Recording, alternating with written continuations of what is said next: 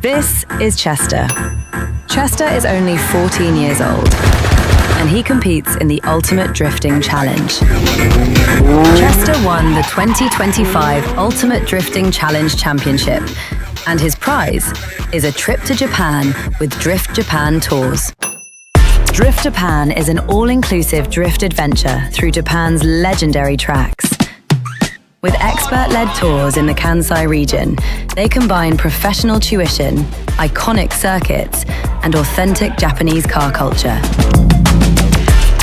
But who is Drift Japan?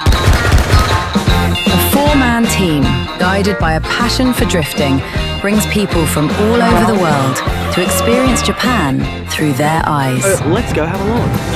This passion culminates into a one-of-a-kind experience not soon to be forgotten by anyone who embarks on this trip. So take the journey with us as we drift through Japan with Drift Japan Tours.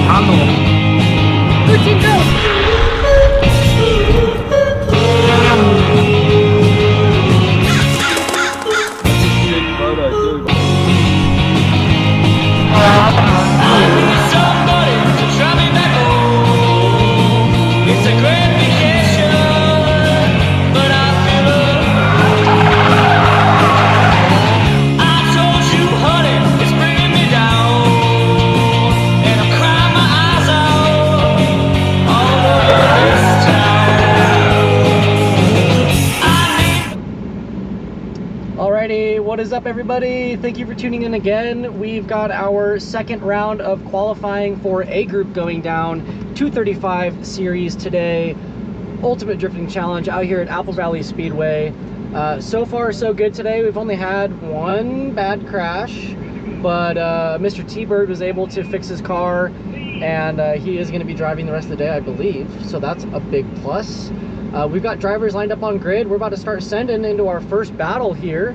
Joseph's out too.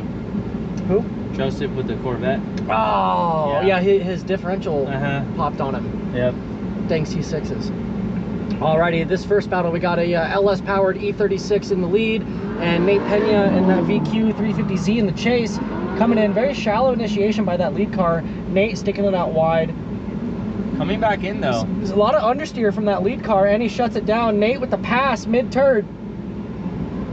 He is so fast in that stock Z, dude. He is a ripper in that Z. It's crazy.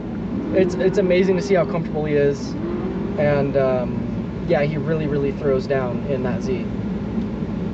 Sorry ahead of time, guys. I'm still on lunch break. Oh, you don't gotta say sorry. They took so long.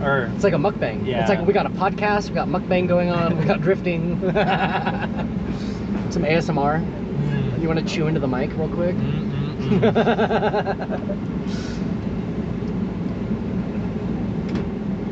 And all right, Nate Pena in the lead in that 350Z, barreling down the straightaway, big momentum, nice big flick in, wide on the edge of the track into outer zone 1, looking good. He is on fire. Bit of an inactive chase there, man. That E36 just understeer nationals today. That is unfortunate to see. Nate killing it in the lead in that Z, and he is going to take the win for that battle. It just goes to show, guys, that you bring what you got, and Nate did just that. Yeah. And like some guys this morning were complaining about the big entry and the speed and the zones and everything. And then we got guys like Chester and Nate and a couple other stock Zs out here. They're just absolutely ripping today. So it doesn't matter what you bring. You just gotta get in where you suck it up and maintain that momentum and just commit and flick it in, and they're doing great. Get in where you fit in. Get in where you fit in. That's a dangerous thing, because you can fit in anywhere. Gotta be careful. Guys, we were talking about heat wave earlier, and we got kids out here rocking heat wave. I'm gonna pass my seat up for just a moment, and I'll be back.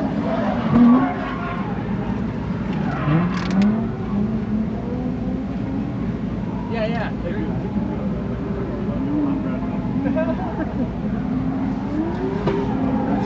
What up, brother? How How you What's up, doing? big dog? Good to see you. It's been a minute. It's been a Oh, minute. whoa, what is going on there? Oh, man. Oh, everyone's doing great. Well, welcome to the stream. Thanks for coming to sit with me. For those that may not know your voice or know your face when they see it, who are you? What do you do? My name is Cisco Skids, and I am a drifter, guys. And you're building a pretty rowdy new car right now, right? Yeah, it's the same chassis, but new livery, new paint, not wrap. Oh, so it is paint. It is paint. Oh, good. Yeah, you seen it? Yep. A little sneak peek. Hopefully the crowd likes it. Hopefully it's 350 a or 370? 370. 370, Yeah. yep. So LS powered. LS powered. I was VQ nitrous for a long time. Plateaued that setup, obviously. Very quickly, yes. To say the least. And you know, just had to take some time off for personal stuff. Yep. And we all go through those little hiccups, but I'm back in, and I'm so blessed to be here with you, man. We both competed in Hot Pit Auto Fest. Yep, like, yep. you know. Both driven that series. Lots of fun. You're a class act, by the way. Oh, so, thank you. I appreciate you. You know what I mean? We made a good friendship and whatnot, and you know, continually after all those years, still having a good friendship. Yeah, and, yeah, exactly. Man, dude, the community is just so amazing. Out of every motorsport community, drifting is my favorite. And like, what other place can you be in a competitive environment and you have drivers and other crew helping other competitors to go make it out on track? Absolutely. I mean, this is one of those sports where you could actually say you have some brotherhood, some sense of brotherhood. Yes, you know what I the mean? camaraderie is top tier. Right. You know, obviously you're gonna have the haters, because of course, you know, that's with anything in life. Name of the game. Right. Oh, okay, this is a solo solo run. run. Buy run. Yeah, it looks like Hector pulled off track, some issue with his car. Oh, so man. the Z is going to do a buy run, and the Z is going to take the win for that matchup. Okay. Yeah, very nice line with Hector coming in hot like that. Everybody progressively has been doing better since the morning, dude, and I'm very, very impressed. The confidence that everyone has now is so amazing in comparison to this morning. And I know, like I said a few minutes ago, you know, people were kind of complaining about the big entry and the commitment and how deep some of the zones were. Right. But now that everyone's got a feel for it, I haven't heard one complaint. Saucy entry by that lead car there. Yeah, pulling up really nice to the door, getting in the pocket. Yep, sucking in, chase car, looking good. A little bit of a, a little bit of a delay, but that's okay. Still mimicking that lead line fairly well. And kind of a premature, snappy entry there by the lead car through that last outer. Very chaseable run though. Yeah, for sure. I would have to add. It's one of those things where drivers are adapting to the track since it's getting hotter and hotter. If you guys don't know, it's about like 90 degrees up here in AVS. Right. And so in the morning we had a little bit less grip. Now there's more. Yeah, the track is gripped up now. Because it's hot, so. So we got Bradley Wintermantle in that silver 350Z with the carbon Kevlar goodies on it. And then we've got Tyler Pate in the chase in that LS powered green 350Z. Or kind of like a turquoise. Coming in. And transitioning quite well. Yeah, looking solid. Very solid, fluid lead line there. Pretty conservative chase for the most part, but sucking in now through the last couple of zones. That was a pretty good battle. Very consistent. Yeah. And that's one thing you guys should understand, that the driving here is very, very, for the level that we're at 235, guys. Yes. It's crazy. It's been so good. I feel like they should be on a 265, but this is 235. Damn near. Yeah. A lot, like everyone could technically be on a 265 and they would still be boogieing. Right. I'm really impressed with the FC also. Dude, he podiumed yesterday. He got first place yesterday. Wait, on 215 class? Yes. I wasn't here. I'm sorry. Yeah, he podiumed first place, 215. Wow. You know that car's a VQ in it? Yeah. So that's I heard it. I was crazy. like, oh, what? Yeah, when I first heard it, I'm like, wait a second. And then I had to go to social media and I'm like, yo, that's freaking awesome. Am I allowed to call him an Eskimo brother? Because, like, yeah, you know, we're like a Z kind of. Yeah. Okay, I'll use that term then. Because most guys would put the LS in the FC, and then you got the VQ and the Z, whereas like you guys are like a little flip flopped. Yeah. Do a little heart transplant. Yeah, the VQ is a good engine. I mean, it has a lot of mods and it has its limitations too, but right. for what this is, it's a great setup. Mhm. And he's been throwing it the whole day, honestly. Yeah. He's been Yeah, throwing it he the whole has. day. Speaking of which, here he comes. Saucy entry by Jackson in the lead. Phil in that first outer, dipping the edge of the track. Oh, and the three-wheel FC goes up. motion. Look at that three-wheel. Oh. Yes, and he stays in it. Oh, Let's do it. Heck yeah. Do you guys judge by style if you go on three wheels? I mean, okay, Does he get extra technically points? he was offline, but that was stylish as fuck. It wasn't two wheels off though. No, Was it? no, that was just one wheel off, I think. I think he's good. So like that was sick. Yeah. That was good. Depending on how Jackson does in the chase, I'd almost give that chase run to the FC. It's gonna be tight slow motion, I'm gonna tell you right now. You guys are making a lot of highlight reels today, for sure. Yeah, I would love to see that in slow-mo. Damn. And then now he's leading, let's do it.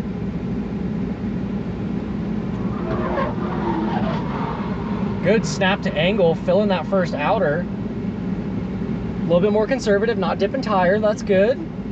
See this transition to that first inner clip, looking decent, filling out the second outer zone. Now to inner clip 2.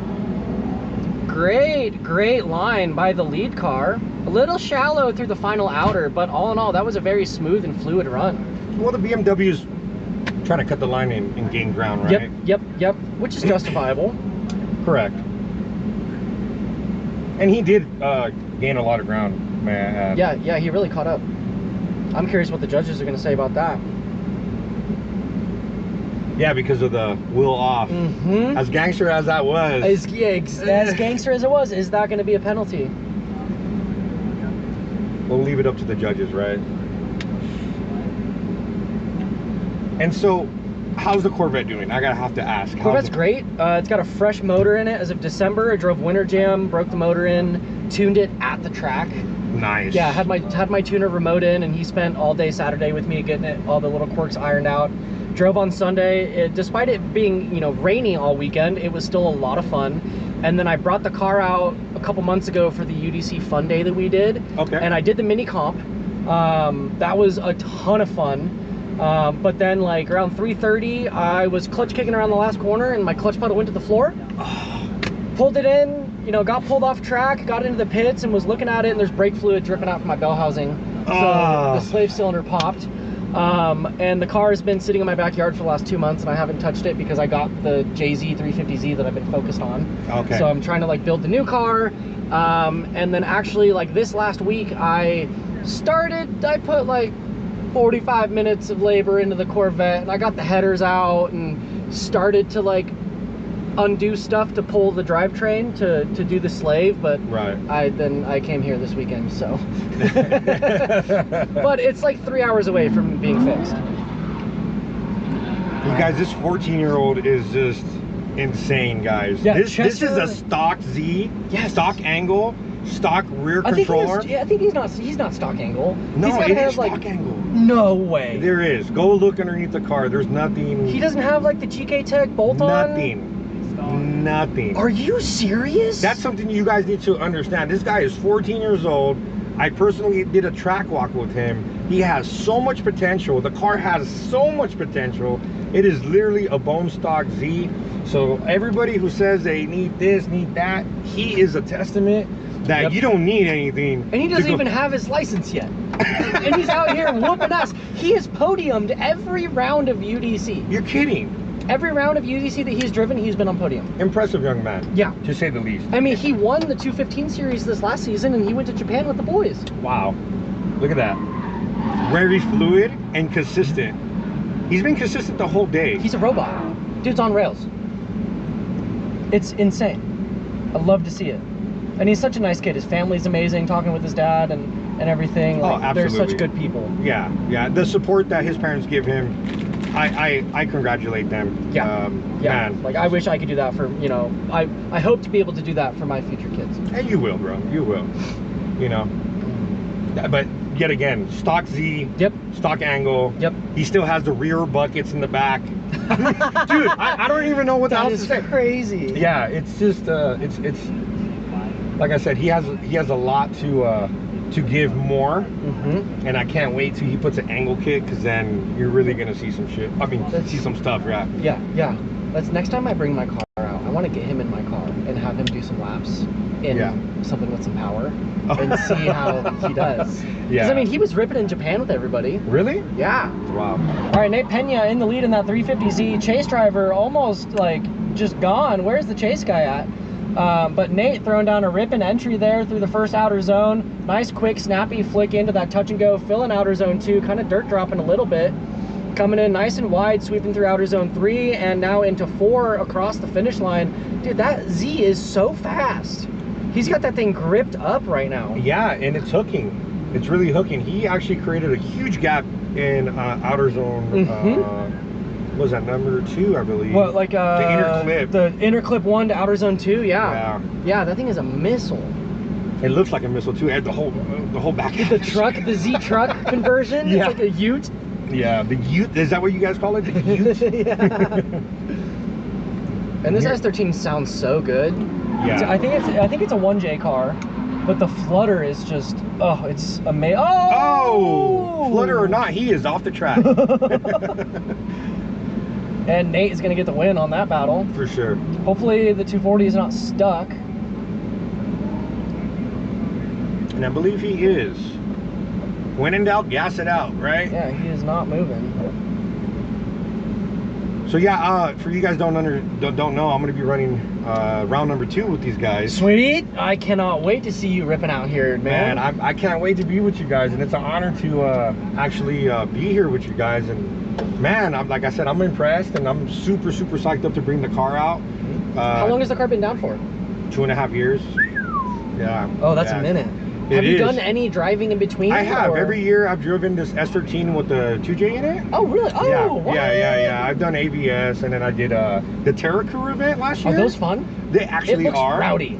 Well, because you got trophy trucks jumping like 50 feet in the air, right. And you got the crowd going, and then there's a lot of good drivers.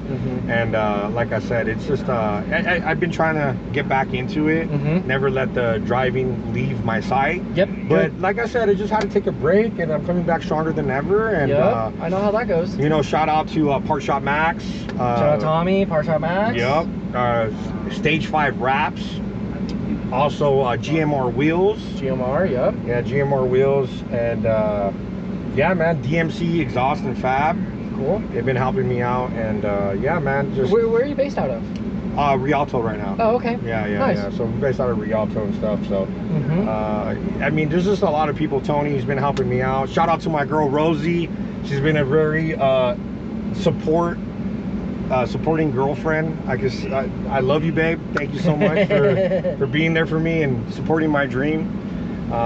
And yeah, man, it's just, we're gonna get back out here and start swinging with these guys. And heck yeah, you know, I'm like super hyped. I want to drive so bad, you know. But I do too. Trust me, man. Every time I come out here without my car, and I'm like, I should have brought it every single time. I should have fixed it last week. I could have brought it, but no. And it's hard trying to drive while trying to build another car too. Right. It's like, all right, do I want to go drive or do I want to finish the car? I kind of want to finish the car, so like, you shouldn't drive. And in the 350, you already have that sense, that natural sense. So you're gonna jump into 350, and it's gonna be a wrap, dude. Yeah. You're gonna love it. Dude, I'm so excited to be in a Jay-Z car finally. Yeah. Because like I started out with IS300s, and don't get me wrong, it was NA, so it's not nearly the same as being in a turbo platform. But like I daily drove in street. Drove my S14 that had an RB in it, so I'm very used to the turbo inline 6 setup, and I'm looking forward to bringing the Z out here and seeing what it can do. Yeah, no, absolutely. I'm excited for you because I know going from a Corvette platform to something that you're more familiar with, right, that's the exciting part. I think. Yep. You And know? like I've had the Corvette for 4 years now. I love the car so much, but there's always been some, like, I don't know if it's a mental block thing or what, but like almost a feeling of like a sense of disconnect with the car. Right. Whereas like if I go hop in a Z or if I go hop in an IS300, I feel at home. And in those cars. And that's like half the battle. Get something, like get your seat, right? So you're comfortable, you're not moving around in the car. Make sure you're comfortable with the car. Right. And rule number 1, if you're scared of it, don't drive it. Exactly. You know? Exactly. Just Stick to your limitations and stick to what feels right. Yep. And one of the biggest things I don't like about the Corvette is how long the nose is. Because like I'm used to IS300s and Zs to where they have a short nose and a short butt. I mean, the IS300 is a little bit longer, but still. And like the Corvette, it's always bothered me how long the front end is. And like I'm used to it now, right? But still, like I have a feeling that I'm gonna hop in that Z and just be ready for war. Right. And I'll have to come out. I'll bring it out to a couple of the UDC rounds, and maybe I'll commentate on a 215 day, and I'll drive on a 235 day or something. I would love that, man. Then we can get some laps together. Yeah, no, please. And one thing that I've noticed about this competition is there is so much seat time. Oh, it's insane. I'm tired just looking at them drive. Yeah. I'm just like, what is going on here, man? We've had like a previous will around that we did last season. We had people back out of doing like a tiebreaker battle and like one more time because they were tired. They didn't want to drive more. And like, wow, a lot of these guys this weekend are almost getting more seat time in a competitive round like this than you will at a normal grassroots event. No, absolutely. Yeah. And it's less expensive. Right. It's less expensive. And like, you know, we have the hour-long practice in the morning, and then each run group gets an hour for their battles. You get 10 battles, or 10 laps, you get 5 battles. And then you go into more practice, and then you go into more qualifying, and then you go into finals. And so you're getting, I mean, 40 to 60 laps of tandem at least without practice. It's crazy. And for everybody that's trying to turn pro, that's what you want, the tandem practice. Yes. You know, because if you do not know how to tandem, you're not gonna, you're gonna make yourself look like a fool. Yep. And we have seen that over and over again at a high, we're not gonna say it, at a high level. Yep. And it's just discouraging to see because we want to put on a good show for the fans. And this is what it's about, you know? And then here we go. And what's funny yesterday, so there was a couple people that came into the UDC live stream yesterday after watching the Prospect live stream, and they were saying that this live stream was better than the Prospect live stream. Wow. So I was very flattered to hear that. Oh no, the E36 is off in the dirt. Man, so this is his first competition in that car. The car is like freshly built, brand new. I am assuming he's driven it before this weekend, but based off of how mint the car was in the pits last night, I don't know if he's even driven it before today. Is he from Utah? Or where? He's not local. So. Arizona, or I think he's one of the Arizona boys. Or Utah. Yeah, is it Utah? I believe Utah. He's Utah? Shout out to Utah, okay, guys. yeah. Shout out to all the out-of-state guys that came out this weekend. For sure. Thank you for traveling. Thanks for the commitment and the support to the series. Like, we love seeing you out here. And really, like, you know, we want as diverse of a crowd as possible. You know, we want people from anywhere. Yeah, but going back to the live stream, I mean, people enjoy this more, I think, and the driving, and it's just a better vibe, right? Right. So, and I like that we've kind of done more of like almost like a podcast twist onto the stream, right? To where like hopefully people don't get tired of us just yapping random stories and whatnot. But I feel like it kind of helps with engagement, keeps people, you know, interested in not only the driving, but then like you get the entertainment from the commentary side of it as well, and it's not just like the same commentary over and over. And it's like for drivers by drivers, exactly. And that's what everybody at home needs to understand. The driver procurement aspect of this series is top tier. Yeah, because you're developing tandeming skills where you're not going to get that in another series because it's too expensive. It's a 2-tire series, right? Meaning that you do chase lap, lead lap, you got to go in the pits for tires. Yep. Over here, you're doing like 12 laps and then you change tires. Yep, exactly. It's crazy. Exactly. And the great thing about this format too is that you're not going to build your car, save up your money, dump all this cost into parts and travel and whatnot, show up, get a mediocre practice session into qualifying. Do you do 1 or 2 qualifying laps and then you get in top 32 and then you get knocked out of top 32? Like, no, that's not going to happen here. Right. You're going to do more than 10 laps in a day, and you're going to drive all day long in UDC. Does Z's doing a buy run? I guess so. Yeah, he is. Yeah, because the E36 went out. And you know what? When your car breaks and you have like 2 practice laps and you have to go qualify, that's not really fun because there's a lot of pressure, there's a lot of money, and you know, it's just this is awesome what you guys are doing here. Yeah, I love it. I've been very blessed to be a part of the series and glad that I've been able to help out and and just have a great time with everybody. Okay, so here comes Chester and the other Z. Yep, so we got Chester, and then we have Mr. Bradley in the lead. Bradley Wintermantle in the lead, and Chester Wiesel in the chase. Some Z-on-Z action. Both of them are VQ cars, so it's interesting to see the difference in drivers and vehicle setup between the two. One has Wisefab and the other one has nothing. That is so crazy that Chester doesn't even have like an angle kit on the car. No. Man. I don't even think he has directional tires in the front, bro. I think they're just like... He's on the full ways.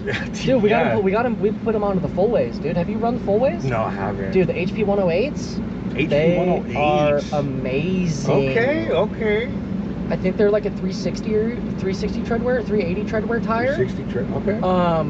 Dude, a 245 was bogging my vet on the bank at Willow. No way.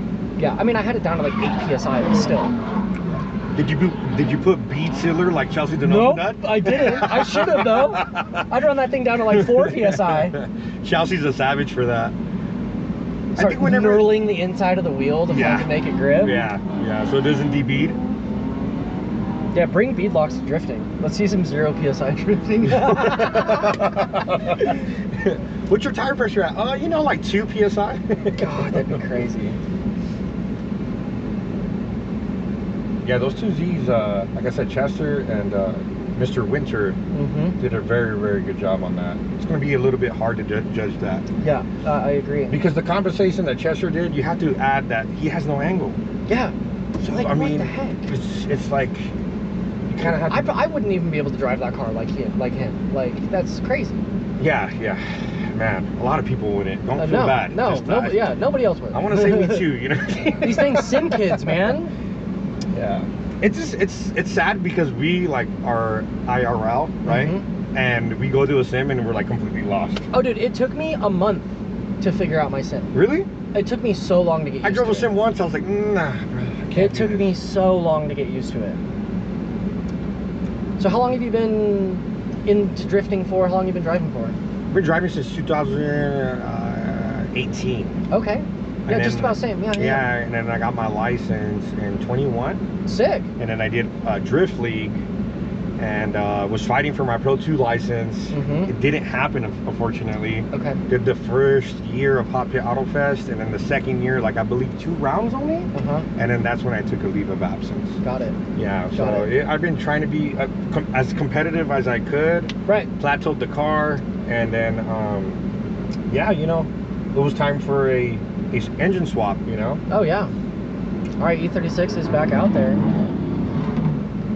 But the journey really began in Ernie Fixmer's shop when I was like 13 years old. I would sweep and organize his tools, and he taught me how to build SRs. Shout out to sweet. Ernie. Yeah. Oh, cool. So Yeah. you've been in it forever. Yeah, I was part of the first ever drift event, in the United States. Oh.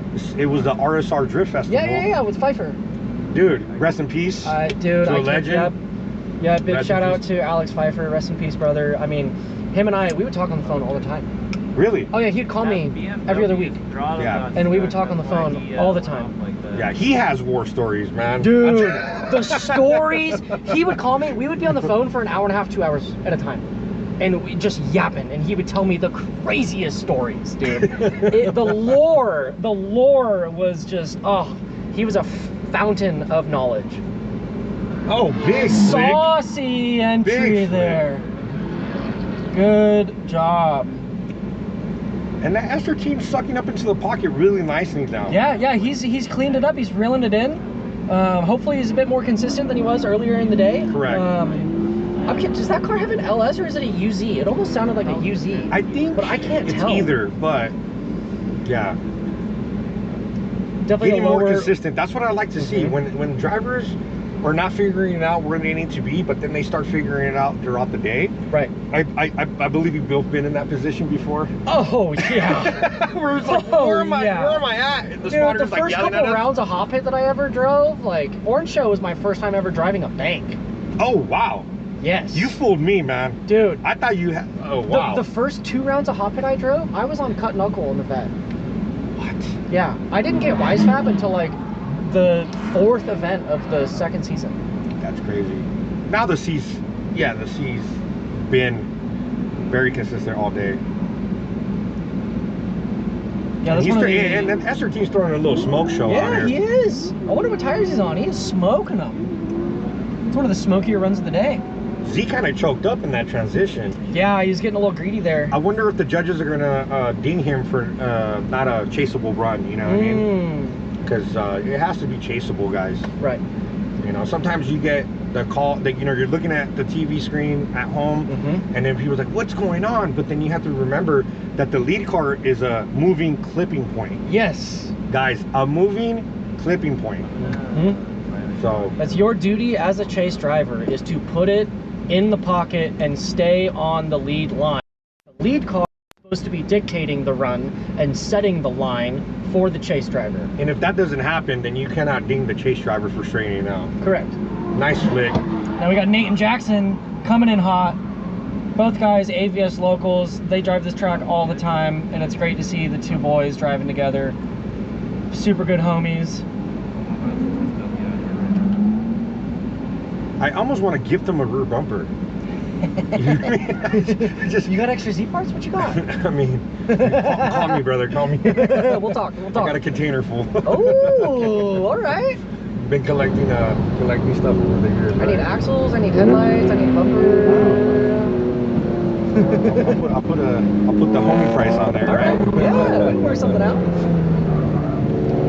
might get you for free. I just want you to get out there, bro. That's all. I'm so excited, dude. Yeah, I can't wait.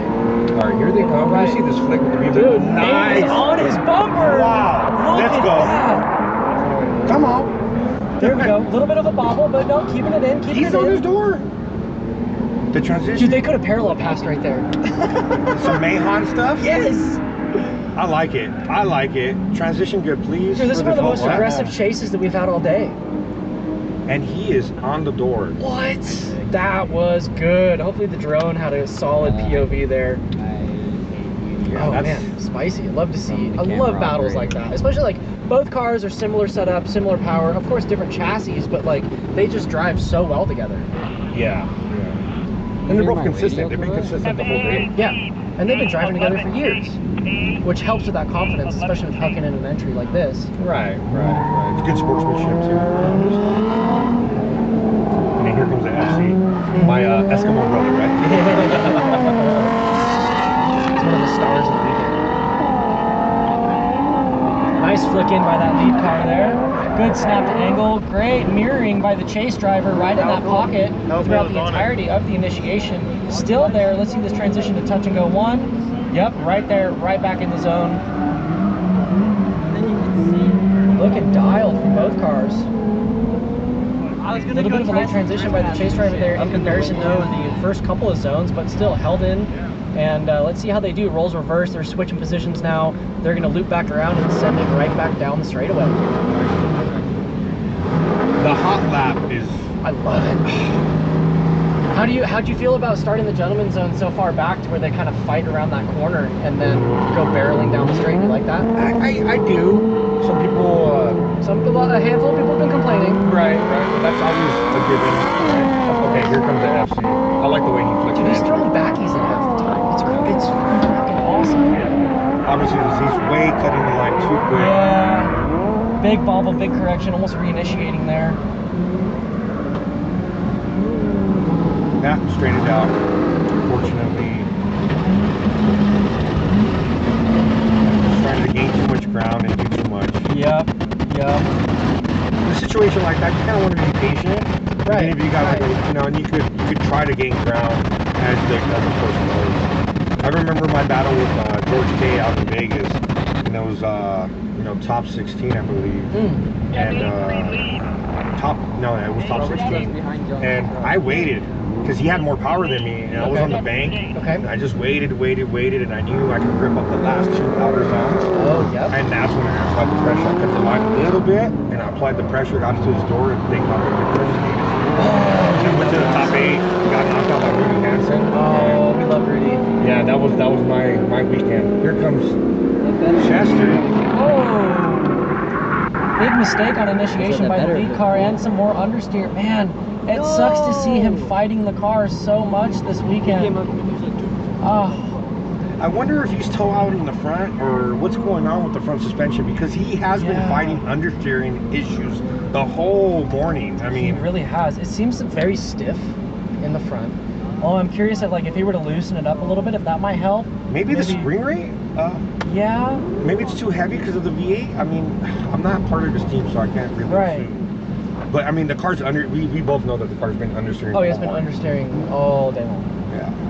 And that's very, very unfortunate, because as a driver, you just want to go and drive. It's Right. not, when you fight the car and fight gremlins, it's just one of those situations where it's just like, man, Yeah, not ideal. at all. Hopefully nothing's bent or broken. It's kind of very slowly approaching around the rest of the course. I want to go over by John and do something. So you're thinking of driving round 2, round 3, or New Mexico? I or don't know. What's going on with I you, mean, man? I'll for sure bring the car out for some party laps. Okay. I don't know about competing, because obviously, like, I've been announcing on the live streams and whatnot. And we love you as an announcer. And yeah, yesterday I got to judge for half the day. Yesterday, that was fun. Nice. I love the judging. I love being on the back end of things. I love judging. I love doing the announcing. But also at the end of the day, like, I want to be driving. Right. So I will definitely bring the Corvette to the next round. Because it's going to be fixed. Can we get some laps in, maybe? Absolutely. Like for I'll practice? Get some laps in. Okay. I most likely won't do the 235 comp, but since I'll be working, of course. But I will bring it out for some party laps and some practice. You know, apply the pressure on everybody. Okay, is this Chester? Or no, This is Chester. Yep, that's this is Chester. Byron, right? Oh, what's going on? Like I said, the kid is very consistent. Yeah. Very consistent. He's got the He's same been- entry every time. Like you said, he's a robot, right? Yeah, very consistent. The line's been consistent. The flick's been consistent. You know who else is a robot? Remember Ashton Redbird? Yeah. Dude, that kid is a robot too. He is so consistent and just does the same thing every single time. And that's what wins championships, man. You look at all the great drifters, you know, Forsberg, Cody Hodgson, Frederick Osbo, Yep. I mean, Chelsea Godolphin. Peter Wyatt, Lysick, just, yeah, all those top guys. They're just consistent. And that's what we should do. And seat time. That's the great thing about UDC, is that you come out to not only a competition, but you're getting so much seat time in the competitive environment. You're doing battle after battle after battle. It helps you get the jitters out, helps you get more comfortable lining up to grid. And yeah, so by the end of the day, these guys are cool, calm, and collected during their battles. Oh, unfortunately, that S13 is struggling in the lead there. Kind of shuts it down, reinitiates, again, straightens, reinitiates. But I do like how much of a smoke show that guy is. Right. And Winter's on it, too. Yeah, he is. Compensating for the line, getting in the end. Impressive. Impressive with all drivers, I want to say. Like I said. Oh, dude, everyone's doing great today. Yeah. We only had the one little crash issue, but even It so, wasn't that was little, fixed. man. It wasn't little, bro. It was not little. Thankfully, T-Bird is rear-mounted radiator, because he went and ripped all the stuff off the front end, and he went out and he's going to drive next session. I told him I was going to waterproof. And hopefully let him ride the ball on house next year and he's going to come back out. Yep. Nice saucy big flick. Yeah. Right to zone. Looking good, hitting inner 1, transitioning to inner 2, stretching out to outer 2. Now let's see him hit inner 3. Yep, outer 4. Saucy into outer 4. Nice smooth transition to outer 5 across the finish line. Man, these guys are looking good. This makes me happy. Absolutely. Absolutely. Who's in the passenger seat with me? This is Mr. Cisco. Cisco Drifts. Cisco Skids. Cisco Skids. He's previously done a handful of competitions, being Hot Pit and Drift League. And yeah, he's been a driver for years. He hasn't competed the last like 2.5 years or so. He's rebuilding his car, getting all freshened up for the remaining rounds of this season of 235s. And he'll be out here at the next round, right? Correct. Sweet. We're pushing. Nice flick. There we go.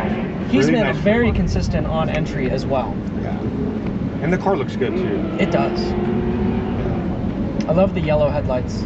Yeah, I'm a big fan of that. I'm probably gonna end up doing that. Are we gonna be Eskimo brothers? Yes. Yellow headlight gang, right? So sick. It gives it that Nismo feel. It does. It really does. The Nismo feel. How do you prefer the cut bumper rear on the Z's, or do you like full bumper? I like the cut bumper because if you go off track, it doesn't kick the bumper off the zip ties and stuff. And then if you got to work on it, you can just slide a jack under it. You're not fighting a bumper. You can reach under and mess with toe or whatever you need to. Correct. And then who we got up next? And into the second half of this battle, making it in the lead there. Nice saucy flip from both drivers, sucking out, filling that first outer zone. A little bit of a bobble, but still maintaining angle and line. Transitioning inner clip there into outer zone 2. And what's crazy is like Nate in the lead in that red 350Z. That car's a stock VQ, and he's out here giving that LS powered green 350Z a run for his a run for his money. Goes to show you that the power is not a factor here. And that's why the tire is the equalizer. Exactly, and if you know something about suspension, you can mechanically grip your car to be faster in the turn. Yep. And so people that think that they need power and they need power and they need power, don't know nothing about drifting. No. You should go into drag racing. That's what you're in the wrong sport, guy. Yeah, power isn't everything. No. It truly boils down to setup. Because, I mean, you could have 700 horsepower and then you're not putting it to the ground. Man, that really consistent. Yeah, Jackson's a great driver. Love to see him drive. And especially on like the party days when we've got trains going on, there's like 5-6 cars stacked deep. Jackson's one of the guys that's in the middle of those trains all the time. It was a great talking to you. Yes, sir. I appreciate you sitting in with me for a minute. Great seeing you this weekend. Can't wait to see you at the next round. For sure. And I can't wait to put on a show for you guys also and debut this beautiful car I've been building. I know you're excited. I'm excited. Very. And, you know, God bless everybody at home. May peace and blessings be with you, brother. Yes, sir. Amen. All right. Thank you, sir. You want to send? You want to see where Mr. Will Poussant is? Yes, sir. Thank you. All right, coming in the second half of this battle, we got the maroon 350Z with the nice pink accents in the lead. Jackson in the 836 in the chase coming in. Spicy entry, good entry by that lead car. Jackson mimicking very well in the chase, initiated right into the pocket where he should be, sucking in right into that rear quarter right, just where we want to see it. And that lead car doing a wonderful job of giving a nice fluid, wide open lead line to allow Jackson to chase the way that he just did. And that is really what we want to see during these runs. Isn't that right, Will? Welcome back. So guys, Daddy's back. Daddy's back. Oh, Papi. I was listening to the live stream back there in the AC. Yeah, you like it? You guys were doing good. Oh, thanks. You guys are Eskimo brothers? Because we got Z's, man. Sick. Dude, I love that FC, bro. Dude, me too. Yeah. So that FC, and then S13 sender or slider, I forget his name, the pink and black coupe with the pink graham lights is like one of my top favorite cars here this weekend. Yeah, it's this tripod thing they get like. What is the holdup? What is going on?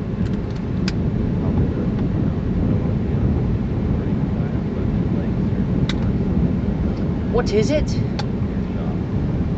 Is this the first run group still? This is A group still, yes. Cool. So this is the second qualifying session of A group. If you are just now tuning in and you're unfamiliar with how things are going or what is going on currently, I will give you a little recap. So yesterday was 215, today is 235. These drivers are limited to as wide of a 235 millimeter tire, no tread wear restrictions, no horsepower restrictions, just tire size. So we've got two run groups, run group A, run group Z.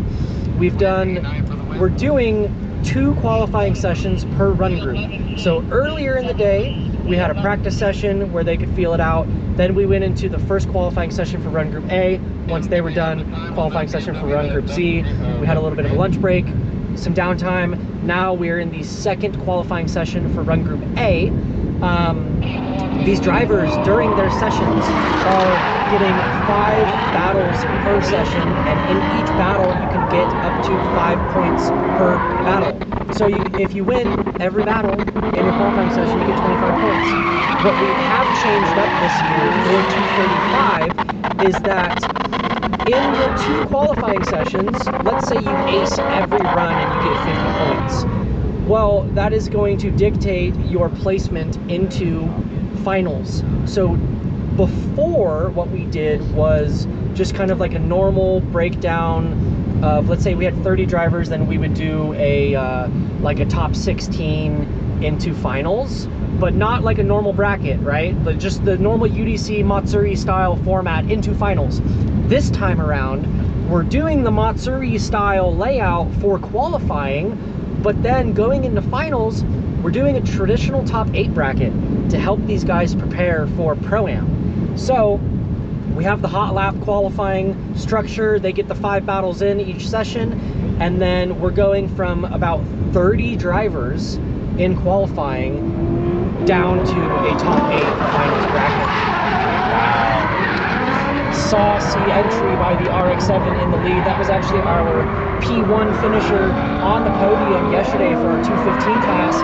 He stuck around today and he's driving 235, doing a great job. His chase also was amazing. Chester is doing the best that he can with that little 350Z that could. Yeah. Somebody was saying he has got stock angle on that. He does. Dude, It's stock. what the heck? I told him first round when I first met him, I was like, bro, you need some angle. Dude, he needs, yeah. Does it even have coilovers? I think that's all it has. It and a only has hydro. coilovers and a hydro. Yeah. That is nuts. So imagine like, I saw video footage of him in Japan driving a faster horsepower car, and he actually ripped. Oh yeah, I bet. So like, that's what you need to do. Like most of these kids, like no offense to you guys if you got the money, but some of you guys suck getting into a LS, like an LS or a JZ right off the bat, and not like starting, you know, the steps. I'm not hating on you for it, but yeah. It is what it is. You need to do the steps. That way, that way you can get better as you go. On the live stream right now, boys. What?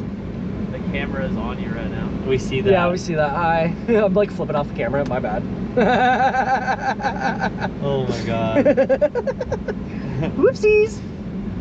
So, Shocker. Mwah, blow some kisses. Mwah, mwah. We love you, everybody at home. Thanks for tuning in. No, that's a shocker. We got a little surge of people joining the live stream. Welcome, everybody. What's up, Thanks guys? for tuning in. We got our 235 competition. We are Ultimate Drifting Challenge out here at Apple Valley Speedway. Yesterday we had 215 tire comp. Today we got 235. The boys are out here sending it. I don't know what the holdup is right now. Caden, you got any word on? Judges are making a decision. Judges are making a decision still. Jeez.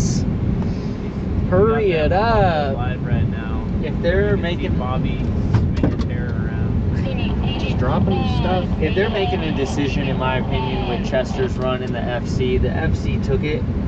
Even though the FC did a tire drop chasing Chester, he didn't go 2 off. He did 1 off, just got a little too aggressive in the end of the chase, but the whole run was like so damn good.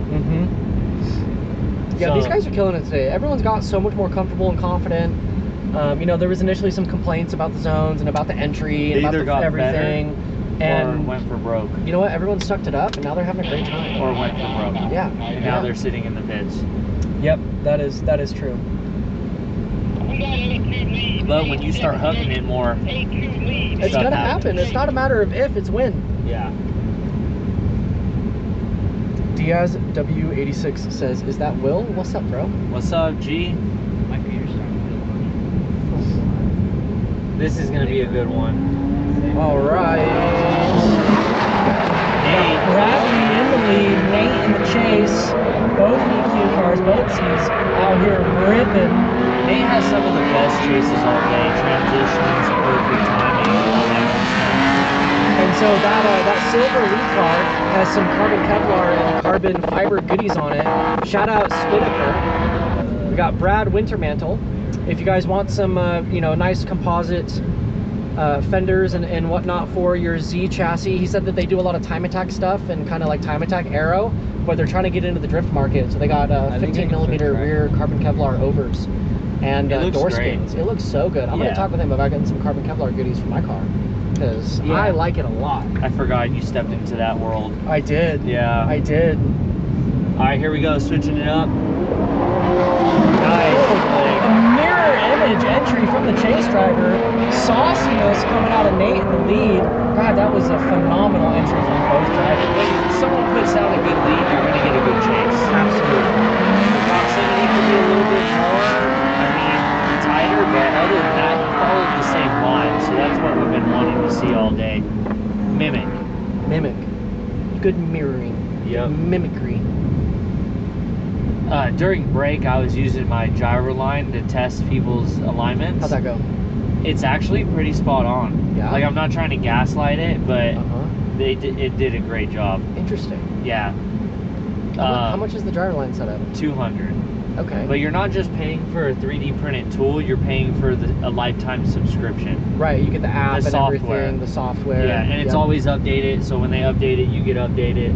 That's cool. Pac-Man, Mhm. toe in. Full setup's toe in. What? Yeah. In the front end too? Yep. I got the specs right here for you. Why? Interesting. And I was like, how does this look? And he's like, holy shit, that's actually like spot on. That's crazy. He's got a ton of toe in. I don't know if you guys can see it, but that's the gyro line app, and The camera's out. perfect. That's all right. So look, I went from tire to tire, and you line it up in the middle. Okay. You get the one tire, you do the other tire, it locks it, and then you go to the front. And make sure everything was straight, and that's the line. That's cool. I like the entry is not just the greatest too. You can change it. You can do millimeters if you want. Huh. All right, next battle out. The favorite cars out here today. Oh, he's been and we avoid contact. Thank you. Good save. I love that bird. It looks so good. That's pretty sweet for a convertible. Black birds, like, they look good.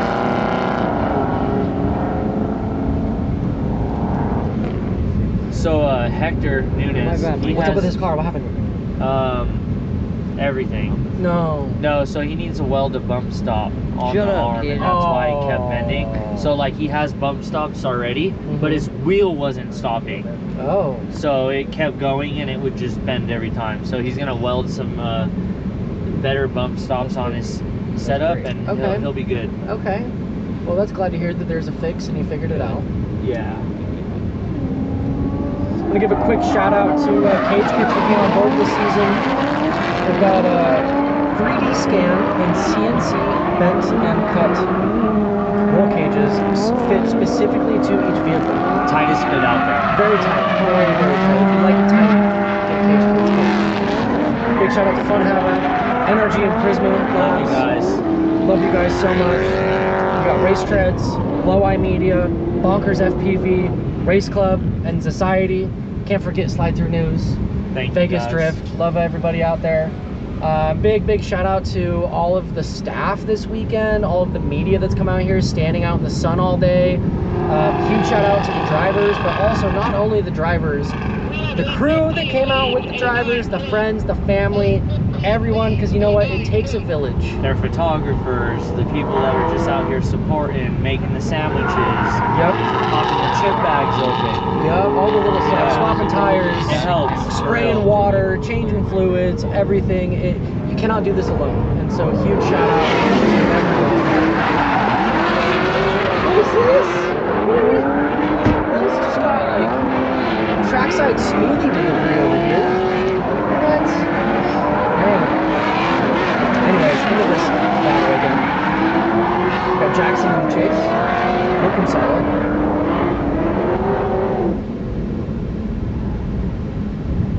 What a day. It's been a heater. What is it? What? You want me to hold that for you? You want a sip? I would love a sip. Yeah. What is it? Strawberry banana. So earlier, the smoothie truck that is here, delicious. it wasn't working, and I said, bro, if you get it working, please deliver it. And he delivered it. Oh, That is so. I'm gonna go get one after this. Oh my gosh. Jackson with the big saucy flick into OZ1. A little bit of a correction by the chase driver there, but doing really well. Pretty fluid lead line. Jackson's on a sick run on that E36. Nice transitions from the chase driver. Yes, good timing. Good fluidity. Look at that. Perfect transition once again to keep that proximity And tight. right in the pocket. Another person that does good transitions, go check out Hayden's footage. What? Because I've seen him drive at Willow on the oval, and his transitions that day were sick. That was a lot of fun. That day was fun. I was driving ignorantly that day. Oh yeah, you were. Dude hops out after judging all day or live streaming, whatever, and literally rides the wall first try. First try. He's like, I'm gonna take it easy, and then he goes out and wall rides the whole track, and then goes to the other side and does it again. You gotta go big or go home. Dude, it was sick. Yeah, we need to do another Willow round at some point. I doubt it. I know. Unfortunately. I know. It's owned by a golf course. I'm just kidding. Basically, at this They're point. trading it, yeah. Yeah. All right, Chester. Nice flick. Super aggressive entry. I'm gonna judge Chester super hard. He could have been a little bit wider, but he's one of the best drivers out here in my opinion. You think so? Yeah, he's just too consistent. Imagine throwing him in like Hector's car and giving it 2 weeks of practice. Yeah. Animal. So he's there. He just needs to start that pocketbook of his dad's. His dad don't want to do it yet. Yeah, that's understandable. But I mean, yeah. the car works, and he's doing great in it, and he's done great in it. Like, he has podiumed every round of UDC that he has driven. Thank you so much. Love you. You want to order one? I don't have my card or anything Oh, on me. all right. Yeah.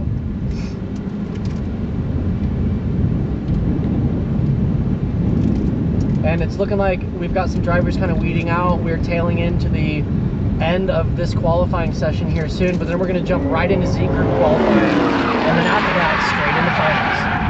Chester. Oh, you got the you got the vert going off track.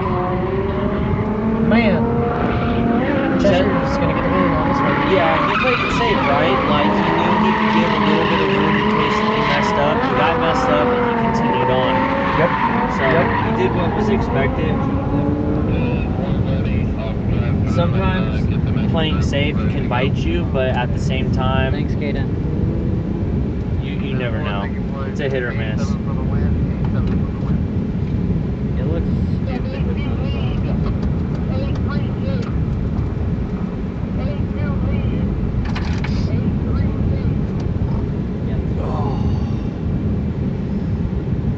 Man, it is hot. This wind is pissing me off. It's blowing me in this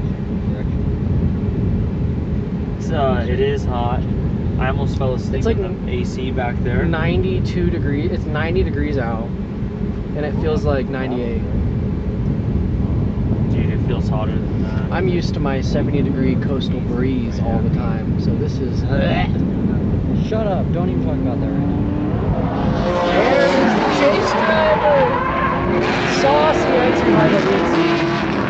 He's using it as a practice lap. Yep, shaking it down. Still fighting that understeer, man. I might have said it wrong earlier, guys, but it's Juanitas.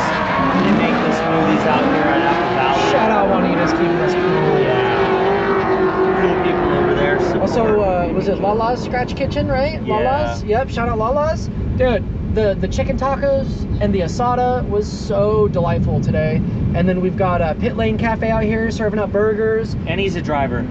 Is he really? He's the guy in the Black Z that got totaled almost. The Pit Lane? Yeah. Really? Yeah. I didn't know He that. was cooking the burgers and What? yeah, Oh, dude. T-Bird smashed him, got his car.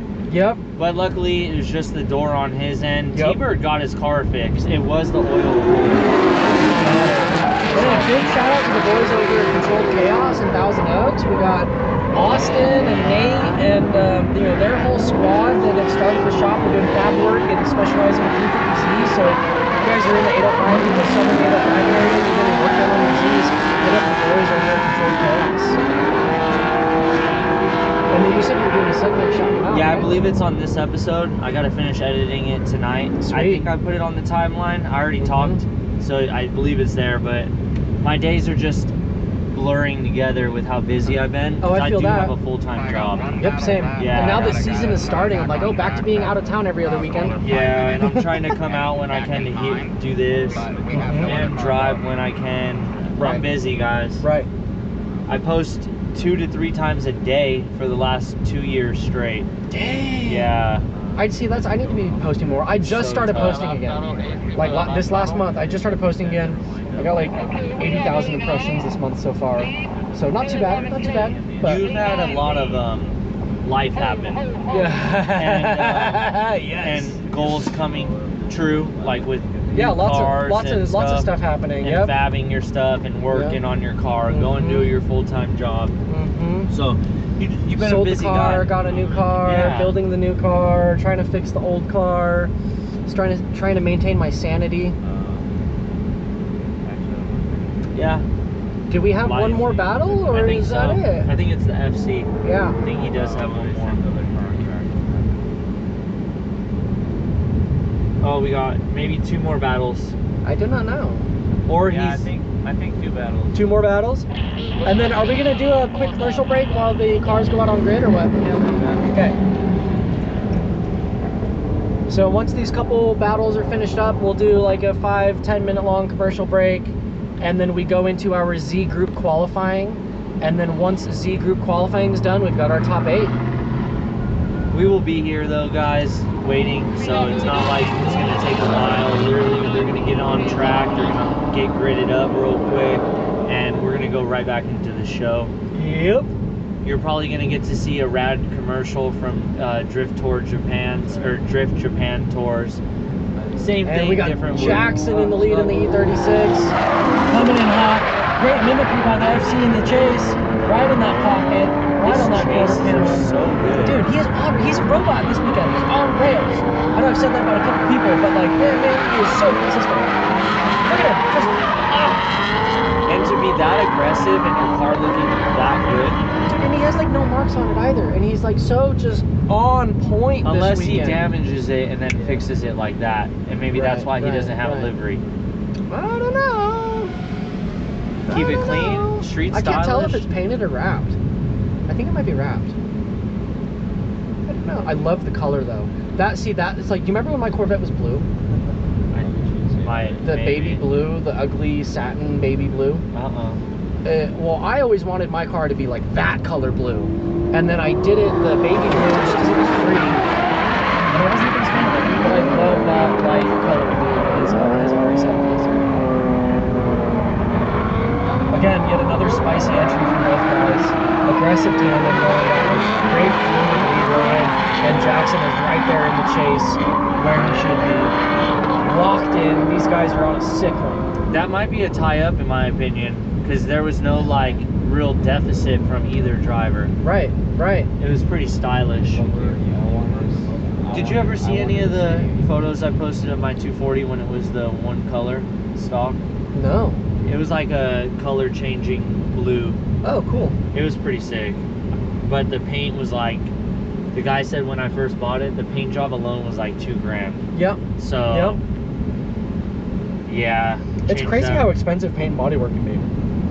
I'm testing this. Hopefully it works. Hopefully maybe it doesn't.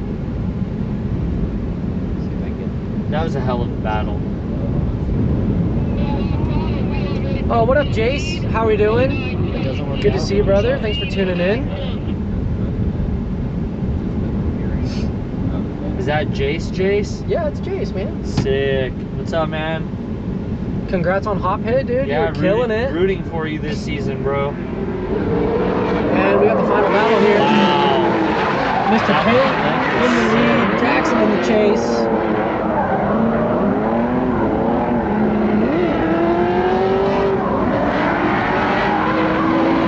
And we got the tail back out in the air. There we go. Good transition. Yeah, solid lead line. Oh, I like that. That looks sick. The handle got In the stuck sun, my it changed completely. Mm, But then when you start doing a body kit, like I'm not Right. paint matching. right. The paint, I just did a black body kit, so it looked good. But then over fenders, then you do this, then you upgrade. Every little thing. Start with a stock car, guys, and upgrade over time. Safety first. And you get better at driving that way too. Minimal upgrades. Dude, yes, big angle into outer zone 1.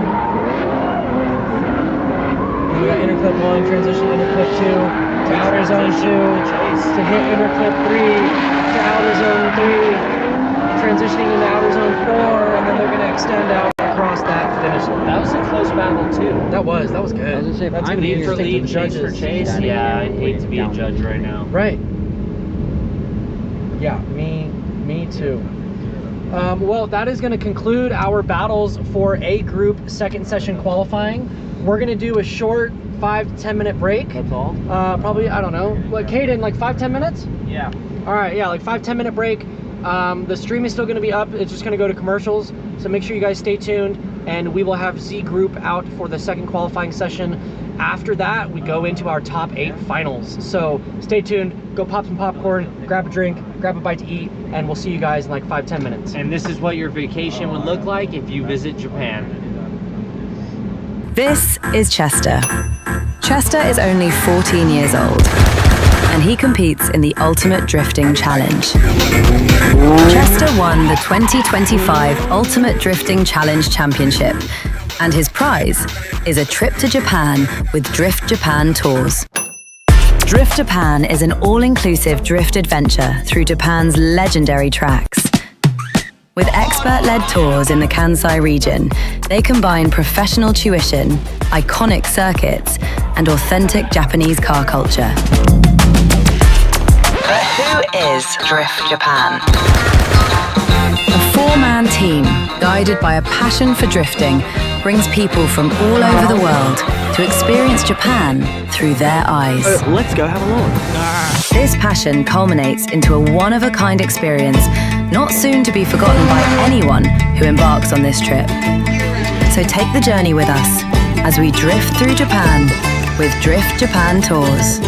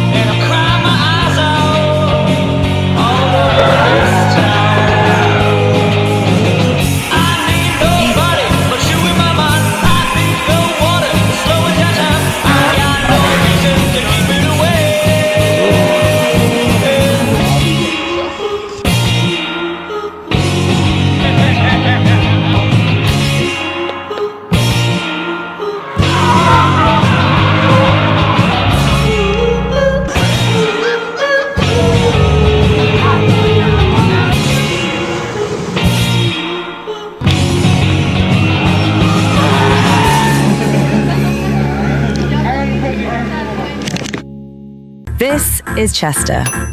Chester is only 14 years old, and he competes in the Ultimate Drifting Challenge. Chester won the 2025 Ultimate Drifting Challenge Championship, and his prize is a trip to Japan with Drift Japan Tours. Drift Japan is an all-inclusive drift adventure through Japan's legendary tracks. With expert-led tours in the Kansai region, they combine professional tuition, iconic circuits, and authentic Japanese car culture. But who is Drift Japan? A 4-man team, guided by a passion for drifting, brings people from all over the world to experience Japan through their eyes. Let's go have a look. This passion culminates into a one-of-a-kind experience not soon to be forgotten by anyone who embarks on this trip. So take the journey with us as we drift through Japan with Drift Japan Tours.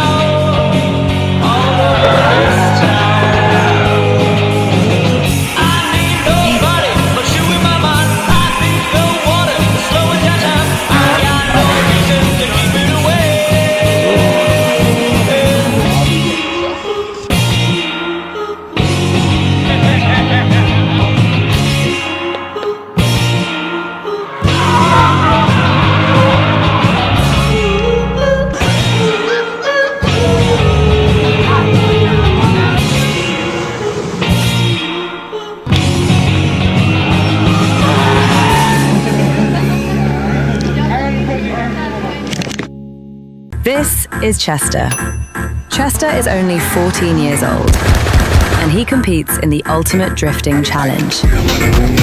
Chester won the 2025 Ultimate Drifting Challenge Championship, and his prize is a trip to Japan with Drift Japan Tours. Drift Japan is an all-inclusive drift adventure through Japan's legendary tracks.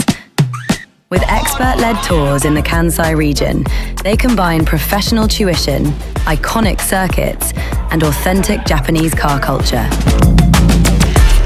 But who is Drift Japan? A four-man team, guided by a passion for drifting, brings people from all over the world to experience Japan through their eyes. Let's go have a look.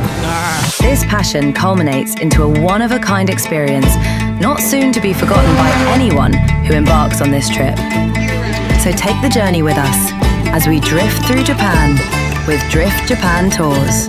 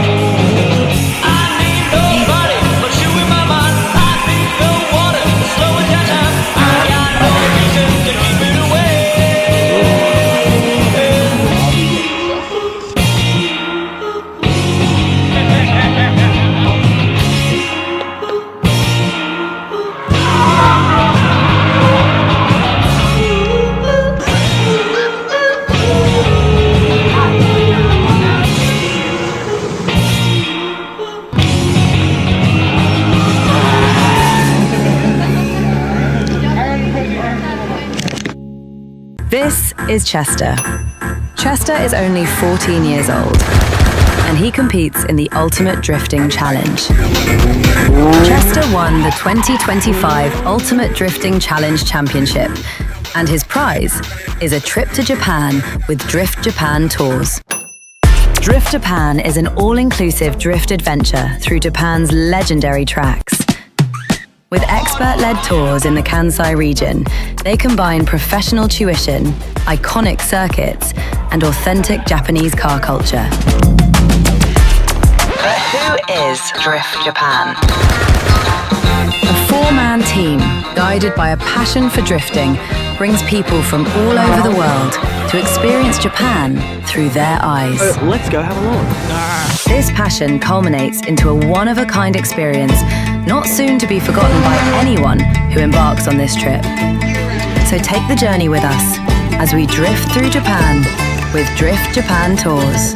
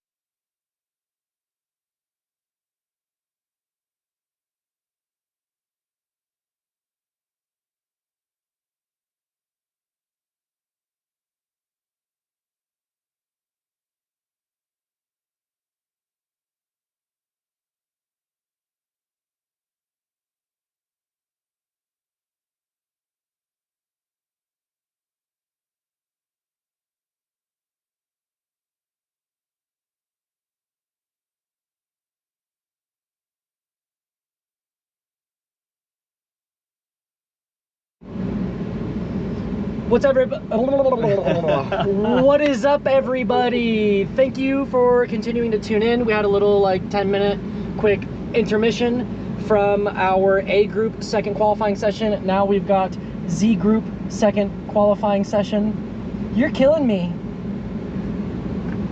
We just had one. So this is Z Group qualifying number 2. This is their points to see if they make it into the finals. So top people from A and Z Group with the most points goes into the finals, and it's a top 8 bracket. Top 8 bracket for finals. Sick. Yep. So, you know, we've done our first 2 qualifying sessions earlier in the day for A and Z. We had a little bit of a lunch break and downtime, and then we just finished A Group second qualifying session. Now we're getting into Z Group second qualifying session. So if you're unfamiliar with the format, I'll give you a quick little rundown since we're at the start of the new session. We have A Group and Z Group, like I've just said twice now. These drivers go out on grid. They get 5 battles per session. You can get up to 5 points per battle. And let's say you go out and you win every 5 of your battles, and you get 25 points in the first session, you get 25 points in the second session, you got 50 points. You're top of the leaderboard.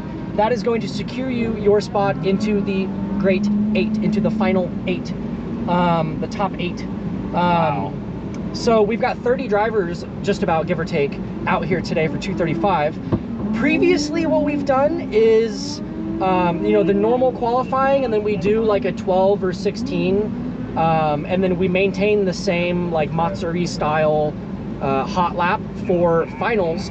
But this time around, we are doing a traditional top 8 bracket to kind of help push the 235 group towards more of like a pro-am structure.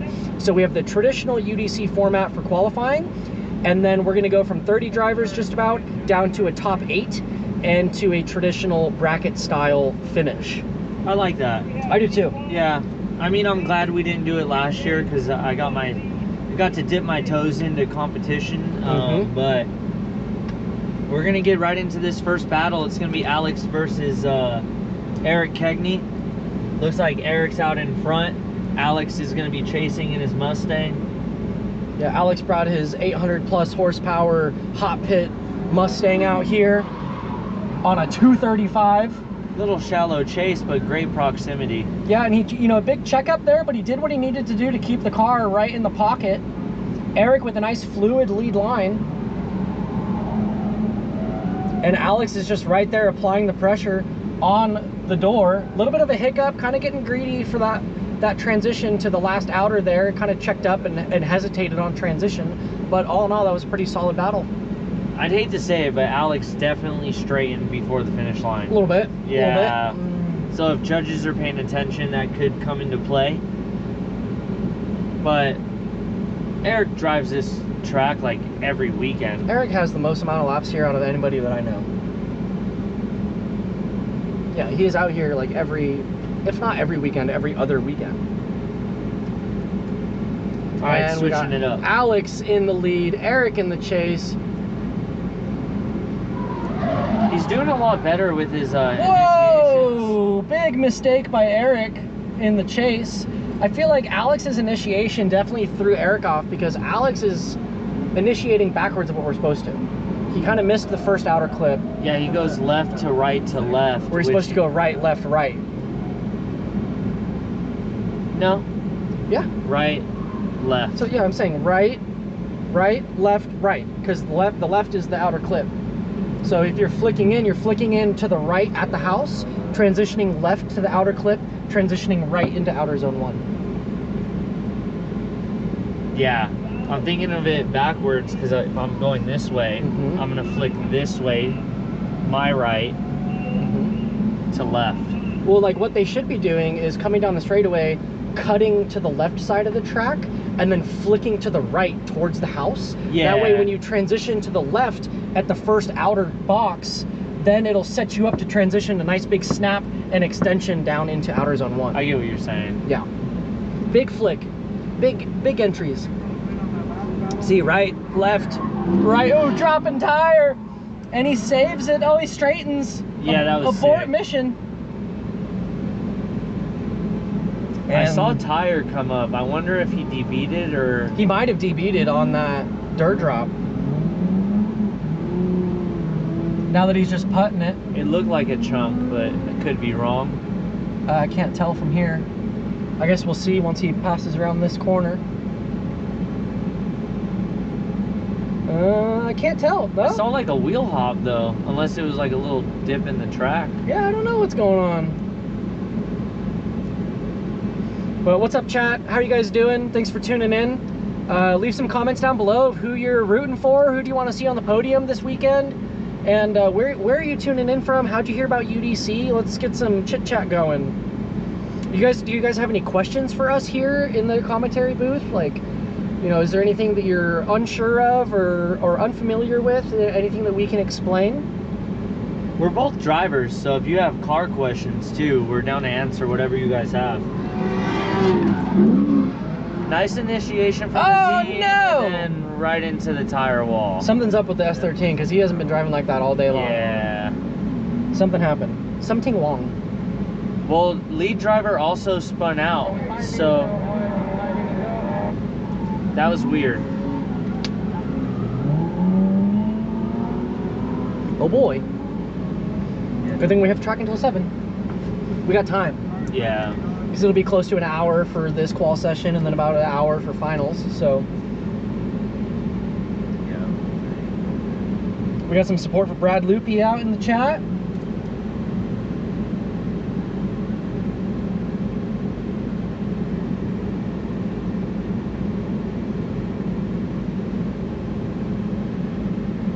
Yeah, he's stuck.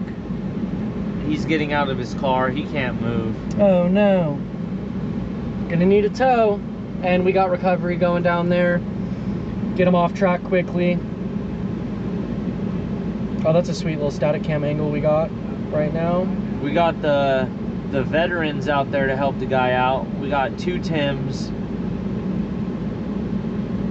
and a tow. You've seen those videos where it's like somebody be like, oh no, my car's getting towed, and then they flip the camera and they're like putting their foot in the exhaust. All right, so, oh yeah. So we have a question. It's a tie down. I'll go ahead and let Hayden. Is that a tie? What was the call? No, he was asking tie down. Is that a question? You want to know what a tie down is?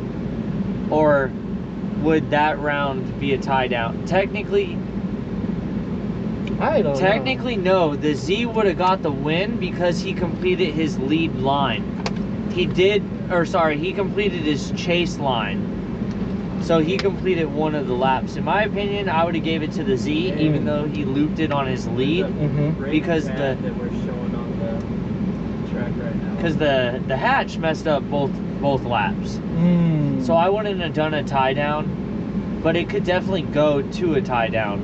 And Danielle's asking, where's Brad Loopy on the points? I'm not too sure. If you rewind the stream like 30 minutes, then you could probably see the previous session's points.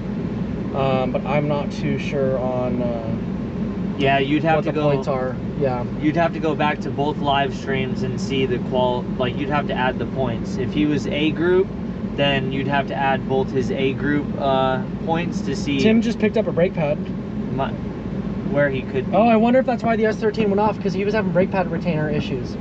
I think he was missing one of the clips, one of the retainers for his brake pad, and then it came out. Interesting. The stuff you find at Apple Valley on the track. Dude, I found a radiator cap in the dirt yesterday. I believe it. Yeah. I was driving one of the competitors' cars yesterday, and I'm coming around the finish line turn, and a little ground squirrel. There was 2 when I came in ran today. across the track and went right under the car, and I came around for the next lap, and he was sleeping in the middle of the track. So you took him out? I put him to sleep. The eternal rest, unfortunately. But then we did a track walk at the end of the day, and I moved him out of the way. Aww. I know. That's poor sad. guy. Poor guy. And the S13 is now getting pulled off track, so that was a nice quick recovery. Big shout out to the staff. Thank you, Tim. Thank you, Tim, and all the boys working today. So someone commented, and Brad might be number 2 for his run group. So okay, if the Z group people don't get as many points as Brad, he has a chance to make it into the finals. Yeah, because our top 8 is going to be dictated based off of the highest points holders between A group and Z group. So quite possibly it's going to end up being the top 4 from the first group and the top 4 from the second group, but it also just depends on who has Total accrued points. what points. Exactly. Yeah. Exactly. The run groups is just to give the cars a break because you're doing 5 consecutive battles back to back to back. Yep. As of right now, Eric Kegney's already in finals. So just in, guys, Eric Kegney has already made it into finals. We can't go announcing that yet. We can't go announcing that yet. We can. No, we can't. We got it's a surprise. No, come on, It's Eric, a surprise. Because he's watching the stream in his freaking car right now. And he's gonna do good. Yeah, He's gonna just do better. That's true. I mean, Eric is usually unstoppable. Yeah. Even though he asks all these damn questions all the time, like, Mhm. what can I do to be better? Every time he asks a question, Oh, big saucy entry by the S13. Let's go, boys. And that in the Bixler. yeah, Bixler, right? Bixler. yep. Who's in the E36? Dude, I feel so bad. I don't know. All day long, I have not known who's in the E36. I have not said his name one time. I apologize. So chat, if you're watching this, if that's your buddy's car, the black E36, excuse me, chrome. with the chrome livery and the chrome wheels, I love that car so much. Please comment down below who that is. I'm gonna see what his I feel writing so is bad. Some of to- these guys that are from out of town and that haven't driven the series before, and I mean, I guess that's something I could have done better today. Is like going around the pits, being like, all right, this is your car, this is your name. Now I know it, and I usually do that, and I didn't today, and I feel really bad that I haven't been able to Yeah. announce some of these guys' names. Z2. Also, I love the drag wing on the E36. How do you feel about the aluminum sheet metal drag wings? Do you like them? It depends how far they stick out. Yeah. If it kind of goes with the body lines and kind of goes with the car, it can look good. Mm-hmm. And the only reason in my opinion, it looks good on that car is because he has the chrome vinyl. Yeah. If it was just a chrome like drag wing on a black car, Oh no, I love it. I love it. know. I love it. I'm thinking about doing a Fridley Works drag wing on the 350Z. But you got a wild style though, so it kind of Yeah. go together. Yeah. So I can see it.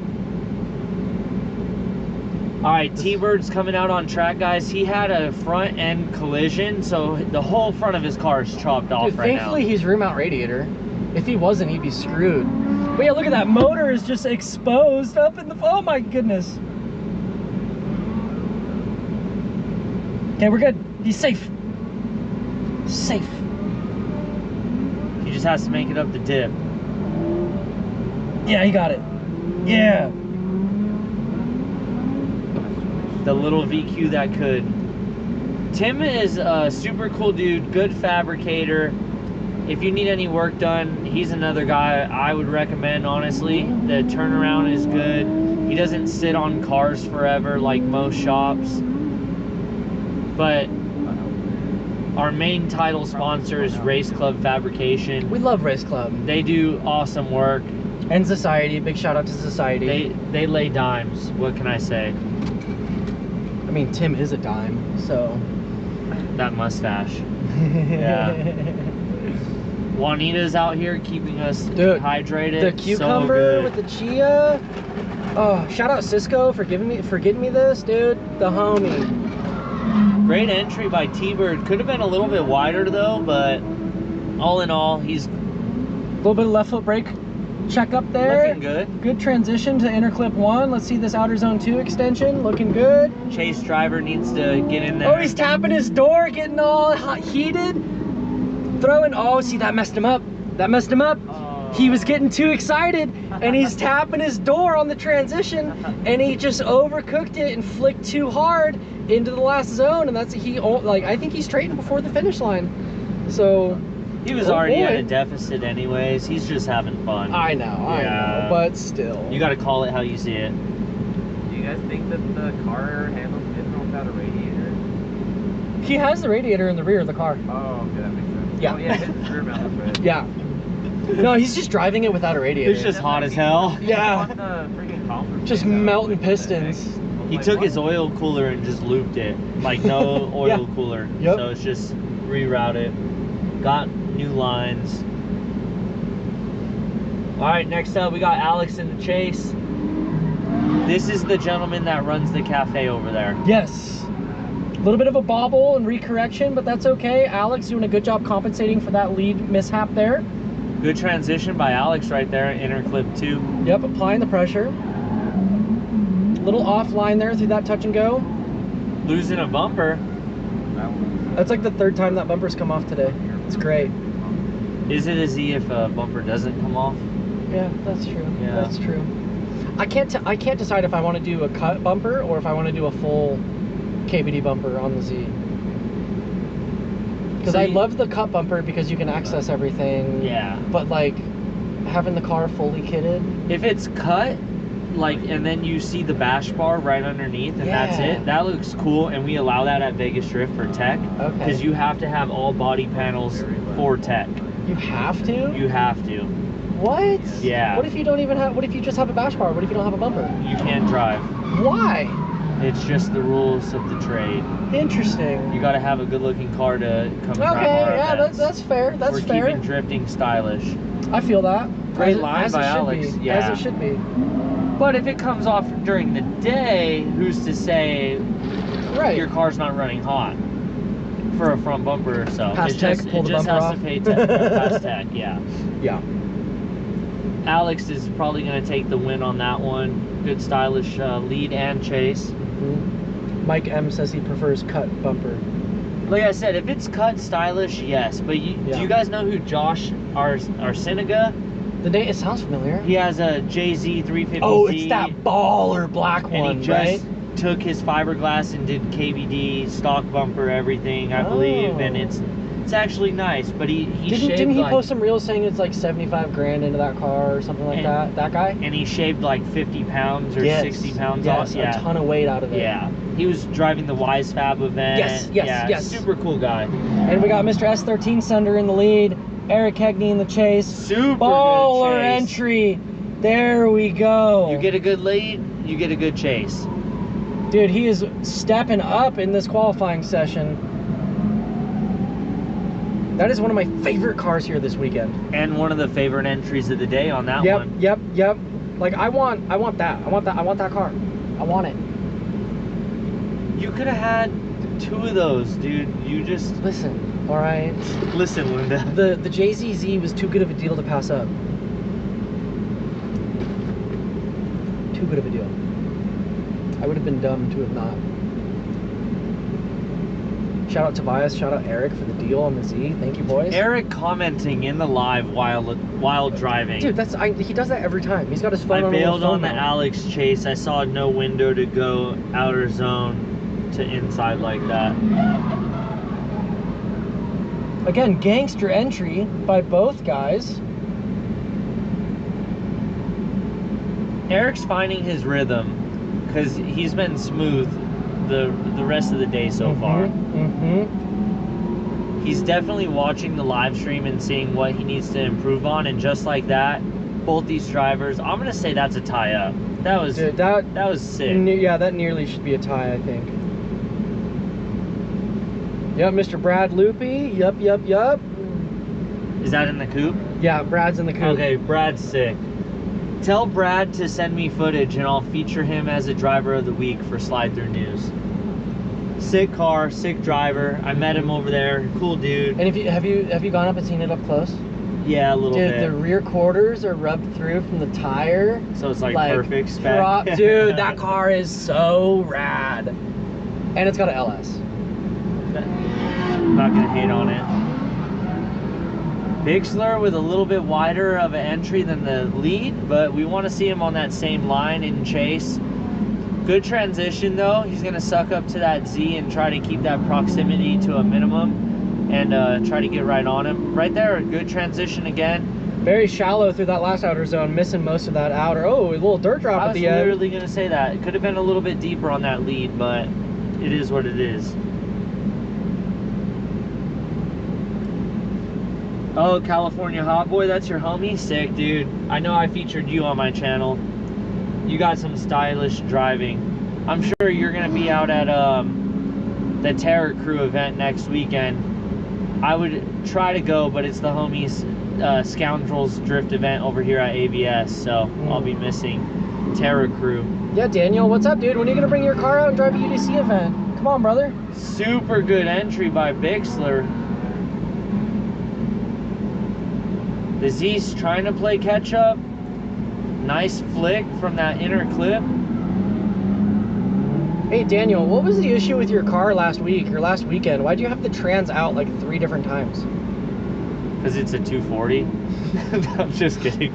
Dude, he had to pull his dog box like 3 different times. He got quick at it from what I've seen. Yeah, he did. Yeah. I think I saw a video. He said he had it out in like 25 minutes. Dude, remember last year? Oh, his truck took a shit. He was supposed to be there today? No! You'll be at the rest of them. Yes, please, dude. I'm so glad to hear that. It'll be great seeing you again. Remember last year I had my SR trans out like 3 times to do clutches? Yes. Horrible. Yeah, I do remember that.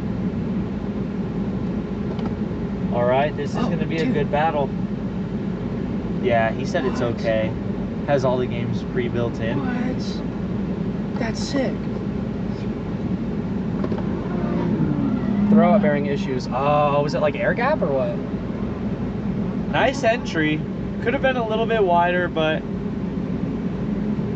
nice transition on that inner clip. Yeah, a little bit late transition to that inner clip, but still very fluid lead. See, I like the transition because he kept it smooth at least. Yeah, very fluid. Good momentum, good wheel speed. He threw up the muscle sign, so I think you were right. Air gap. I've never really messed with. Or he's saying he's a beast for getting it out in 20 minutes. He is a beast. He is a beast. Dude is committed. He has a very, very stylish S14. Yeah.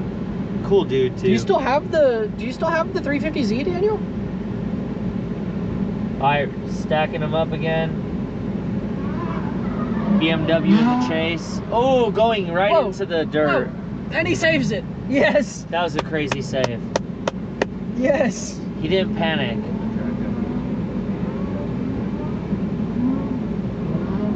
Alright, so that Z might have taken that battle just because of that deficit right there. Damn. We got Media crossing track. Yep, he's good.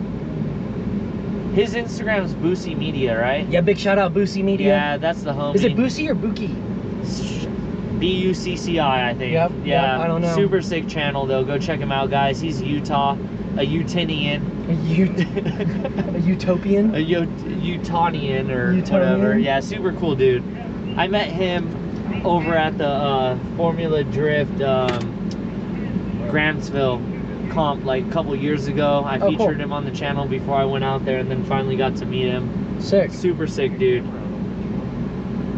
All right, we got Alex coming up again. Looks like Alex will be in the chase. Oh, we got T-Bird in the lead. This is gonna be aggressive. Nice snap to Wow. angle. Shallow on outer zone 1, but fluid entry, high speed, looking good, maintaining that momentum. Proximity Alex is sick. right there in the pocket. Yes, yes. Dang near touching him. Hey, if T-Bird tapped the door, his hand would have probably got tapped himself. Oh yeah, so absolutely. I think he was learned on his it. lesson not to stick his hand out the window again. And Alex is looking great in the chase today. I can't wait to see the live stream for Hot Pit next weekend because I think he's gonna do good. Yeah, I If hope he's so. driving like this at Hot Pit, Yeah. Alex is gonna have a great year. Yep, I agree. I think it was a bad one, got a new one, hoping it'll fix the issue. Oh, the Z has a VHR now. 0 issue. Dude, that's awesome to hear. That's awesome to hear. T-Bird has to be aggressive in this chase. Getting gapped on the straight. Let's see if he can suck in. Big angle from Alex on initiation. Super good Dude, initiation. yes. That's what we were looking for. There we go. Good job, Alex. And yeah, Alex is just smoking him out currently. T-Bird catching up a little bit. Yep. But I mean, there's a huge horsepower difference between the two cars. And also, he doesn't have a front end, so he's an extra 2 feet back. I know, it's so funny how like snub-nosed the car is. Like a little go-kart, dude. Big shout out to everybody in the live stream. Thank you guys for watching. Thanks for sticking around. We appreciate the support. Without you guys watching the stream, there's no reason to be doing the stream. So glad that we can give you guys entertainment at home. Hopefully you guys enjoy hearing us yap over here and watching all the carnage go down today. Yeah, thanks for having me, guys. Of course. Love sitting with you. We got Eric out in front. Really nice flick right there. Yeah, Let's see if he big can hit aggressive that entry from Eric outer zone on the edge of the track. I'll give it to Eric right there. The Z is playing. That was probably Right on the Eric's same best line. entry of the day. Z straightened a little bit to get that proximity again and still kind of losing it, unfortunately. But he has been fighting that car a little bit, touching dirt, spinning out, getting hit by T-Bird.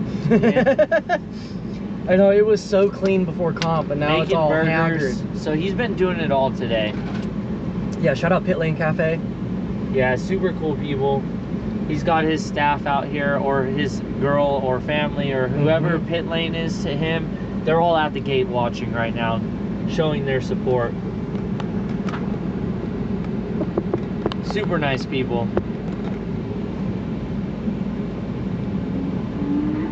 All right, Eric with the initiation on that chase. Same line as the lead driver. Yep, right in that pocket. Good transition timing from Eric in the chase. A little bit of hesitation on the lead driver. Eric anticipated it, made his correction as he should, and he is right there, giving him barely any room to transition. Oh boy, Eric cutting the corner on the chase.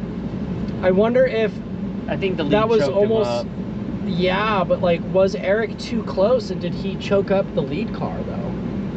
Yeah, but like being a lead car, I'm gonna smack the shit out of the chase car because I'm worrying about what I'm doing. That's I'm very not- true. Yeah. That is very true.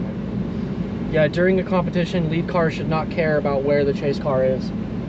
Just like when T-Bird hit me, I was just trying to be online, and that fool was gonna transition right on my bumper and scrape paint, and instead his handbrake broke and he smashed my bumper. Oh my goodness, that was a good Gangster initiation. entry. That hatch is still having issues. No! Man, that sucks, back-to-back runs. Yeah. That's unfortunate. That'll kill some confidence real quickly.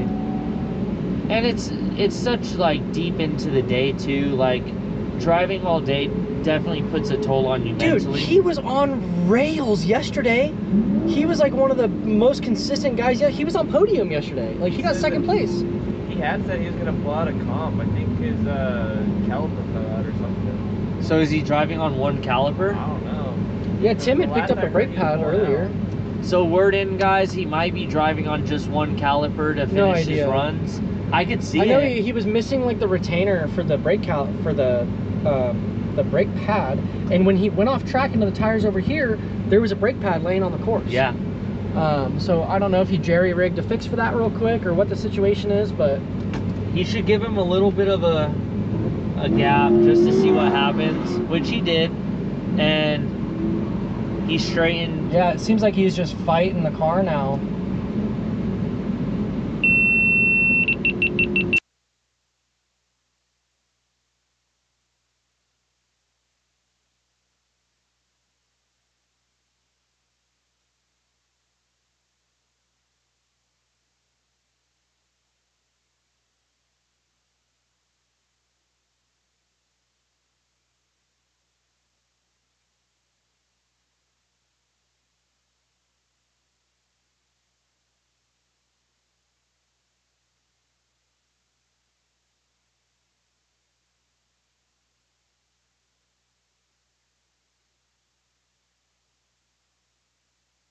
That's problem about that. I don't think it's charging. It just showed the battery being low.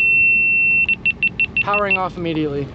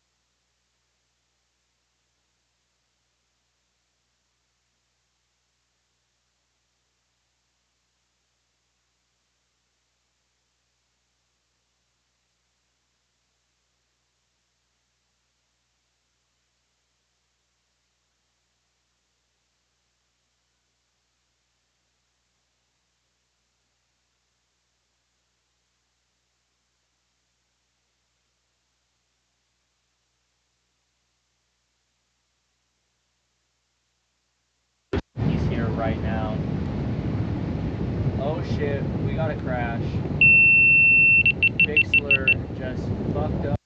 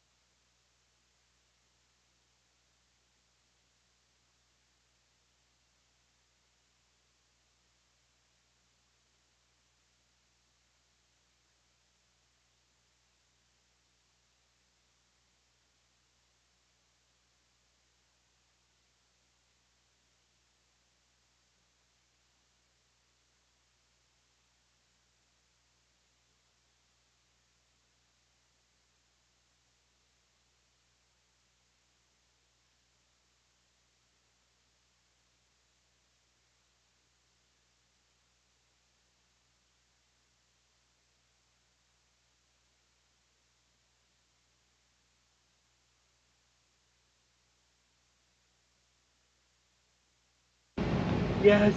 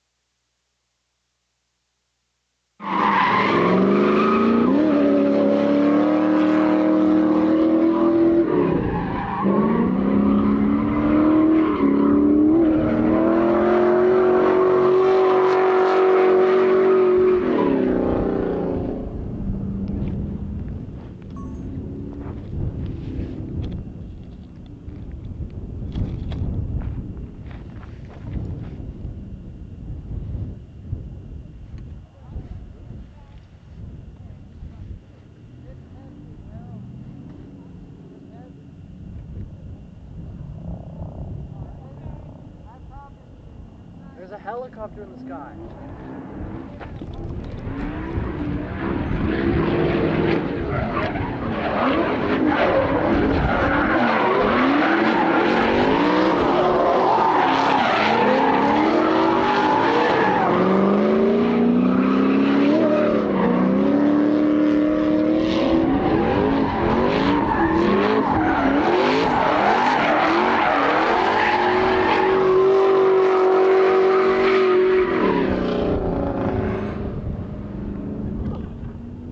See? Helicopter.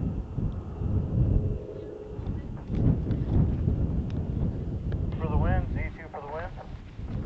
Yes, Z1 lead, Z5 chase.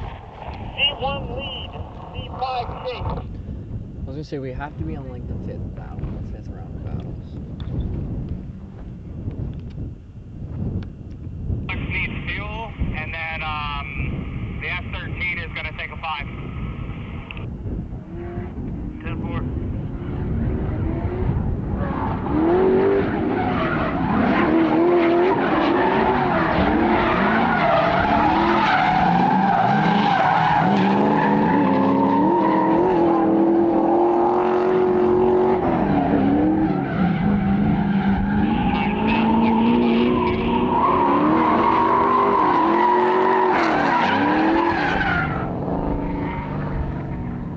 Perfect, it just changed.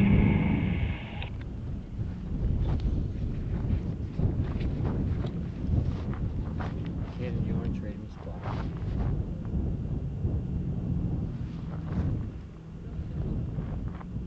Probably not right now. I just want to figure out how to do cool transitions instead of just like click button and transitions, or like now we're back to the judges and shit, you know? It says like UDC and then goes to the judges. Turn your freaking radio down.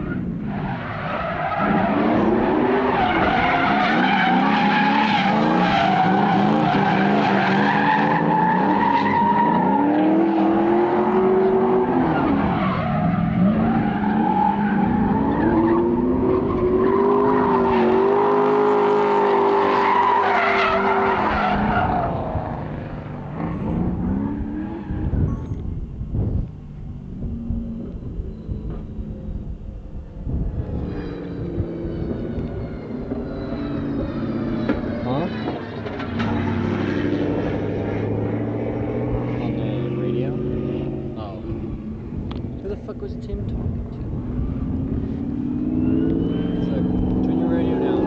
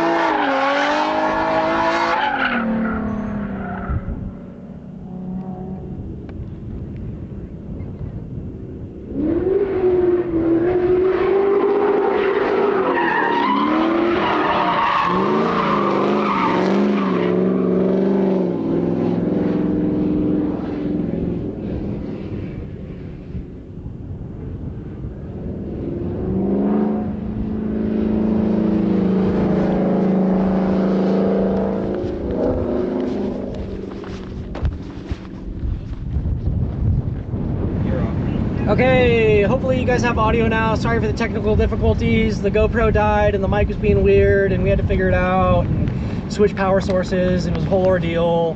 So we have audio again, and we are getting into the last handful of battles for our 235 qualifying session. I have a gentleman right here next to me that has been driving earlier in the day, and if you'd want to introduce yourself, say what your name, what your vehicle is, how you're doing.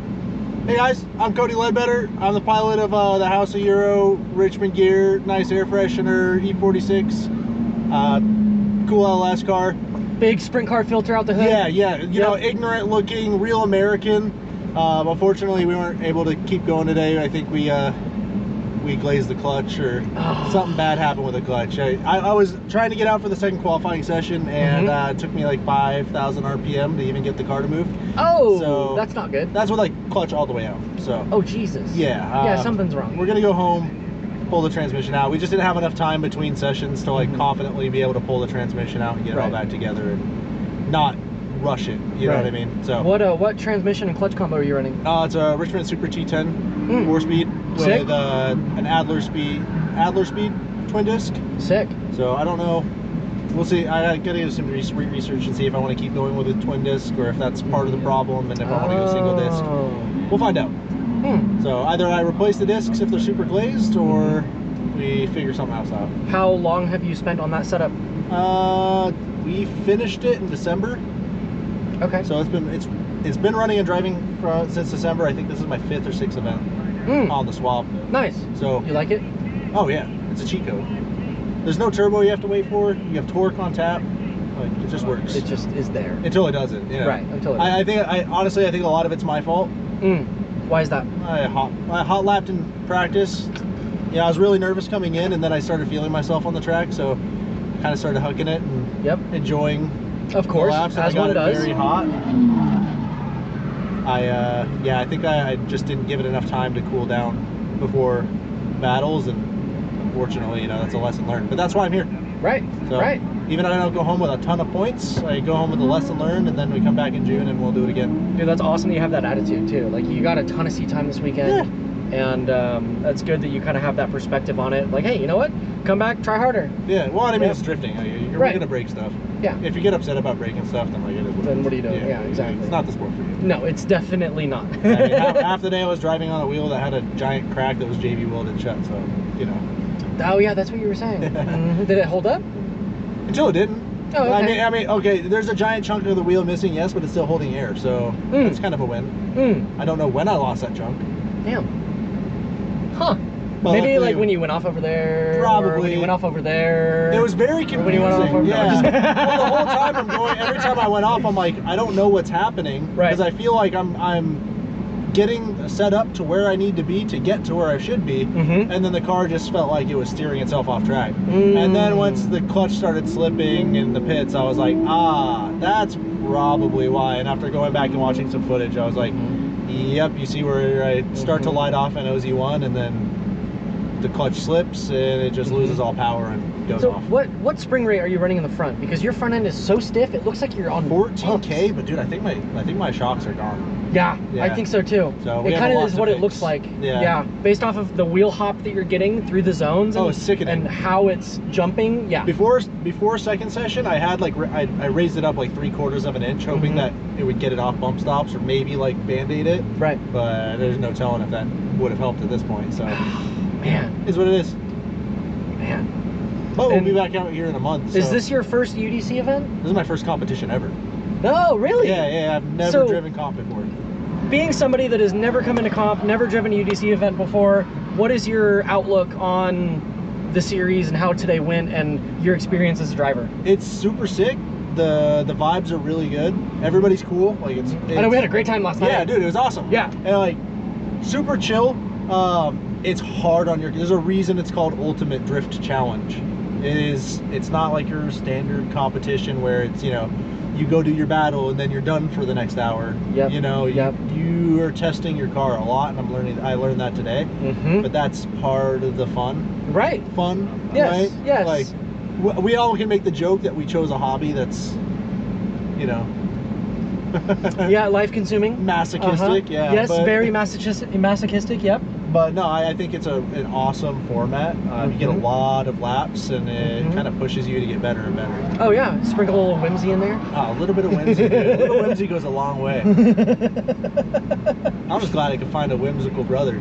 Dude, that was so funny last night. We're like 30 feet apart, and I hear you say something. I'm just lock eyes. Whimsical. We're like, whimsy! Whimsy! Yeah, we're forever known as the Whimsy Brothers now, dude. I know, we got the stashes. Dude, you just have to, vibing, man. brother. Just vibing. But no, super stoked to be out here. Good. I'm glad to hear. Even if I didn't get like a crazy finish, I'm super proud of myself. Yeah, but For you showed just up, showing up. you competed, you turned laps, you broke your stuff, and you've done it, you did it. It's a proof of concept. Right. That's my thing. I drove 8 hours. 8 hours? Yeah, I live on like the far side of Phoenix, like East Valley. Man. So it took me about 8.5 hours to get here with like rest stops and everything like that. Yep. Spent the night sleeping on the bench seat of my truck. But like, it's the proof of concept that I can do it. Yeah. Now in June, we'll just come back and do better. How did you hear about UDC? I've been actually following UDC for a while. Oh, sick. Yeah. Okay, So cool. I keep a very close eye on drifting culture. I just had never really gotten a chance to compete, and then my partners at House of Euro made that happen for me this year. Dude, that's awesome to hear. Yeah. That's big sweet. shout out to them. They honestly, without Austin and Rich over there pushing me to and bullying me and helping me set the car up properly, I wouldn't be where I'm at right now. Yeah. It takes a village. Yeah, it really does. It takes a village. Big shout out to my wife. She's the one that pushed me to get into drifting and keeps me going through it. That's cool On that the she's hard pushed days, you into oh, it. yeah. Dude. On the hard days, she's the one that's like, you need to get it done so we can get out there and go. That's awesome. She's awesome. That's amazing. How long have y'all been together? This is for almost 5 years. Nice. Yeah. Nice, man. I think 4 years. That's awesome. 5 years. Yeah, it's been a long time. And are you from Arizona? Not originally, no. Okay. Montana. But Got I it. haven't been there. At 18, I moved away from there. Oh, So okay. it's been Yeah. over a decade. Yeah. Sounds Hey. weird. Getting old. Dude, how old are you? 33. 33? Yeah. Yeah. Oh, I know, I'm like creeping up on 30, and I'm like, it's so weird. You waking up in the morning and your back's tweaked already? Every day. Oh, you're already there. All the Don't time. worry about it. All the yeah.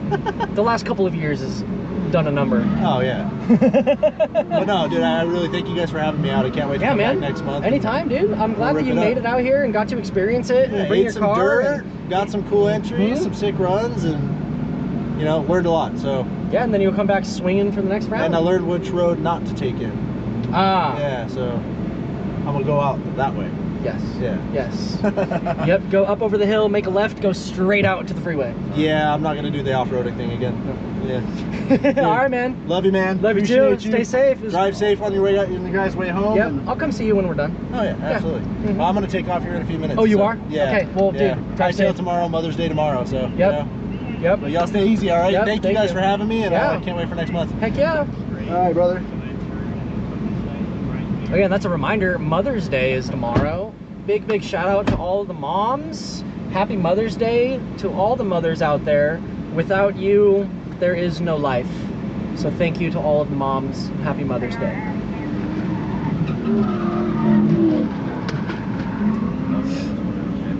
Now into this next battle, we got that black 350Z in the lead, the black and green S13 in the chase. It looks like the S13 is doing a lot better in this chase run than he has the last few runs. So hopefully he's kind of figured out what was wrong, or you know, kind of got over that mental block that was happening because he went off track a couple times in a row. But it's good to see that he just, you know, was able to go out and complete a lap and put together a solid chase. How are you doing, chat? How's everyone doing? Let's get some comments going. As we're creeping towards the end of this qualifying run, who do you guys? Let's see, who do we got? We got first place Eric Kegney, 44 points. Second place Alex Fiera with 37 points. Third place Brad Loopy. You want to come talk? Yeah, hop in. Hey, Hayden, I'm gonna flash up the Hey, I'll see you next time, bro. Hey, dude, thank you. It's super nice. Okay. Likewise. Oh my gosh. What's up, man? How you doing, brother? Good. How are you, Hayden? Ryan. Good to meet you. And Ryan. Yeah. Yep. And you were in the LSE36 sedan, the Yep. super pretty one. Yeah. The one that seems to be having some understeer issues. Understeer issues. We had throttle sticking issues. We had some heating issues with the coolant or the water. So we had some gremlins that are probably new being down here because we drive in Salt Lake, so you know we're 11,000 feet. Oh. So we're thinking it's a tuning thing for the coolant and all that other stuff. Yep. Oversteering, we think it was just the tire pressure thing. You know what's funny is I was kind of thinking that it looked like your front tires were super aired up based off of how the car was reacting. Yeah. So toward the end of the day, we started lowering pressure. I only go 5 psi at a time. Yep. Smart. So we started just kind of, we found a baseline, and then we just kind of, we're just playing with it. What were you at initially, and what did you end up at? So we started at 35, and then we ended at 20.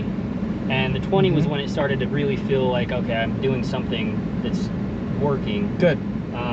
But toward the end, throttle stuck, and I was like, what the hell? Did that happen when you went off right there? It happened twice. Oh. So we have a set screw in the hood, or in the throttle cable thing, and the hood's cut out, and so when it was open, it would stick right there.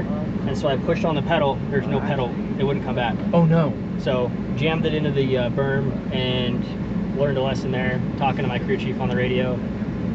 So, but this is, you know, I was telling a bunch of the guys, I came out here with no expectations, but I came out with kind of an open mind, and I'm leaving with a whole bunch of lessons. Yeah, good. Come out, you know, you got to throw the car into an endurance event. Exactly what it is. And really shake it down and iron out the gremlins. Yep. So that for the next time you drive it, or the next time you come out to UDC, you have worked out the kinks and we'll be ready for next round. Yeah. Are you going to drive the next round? I'll be here all season, baby. Sick.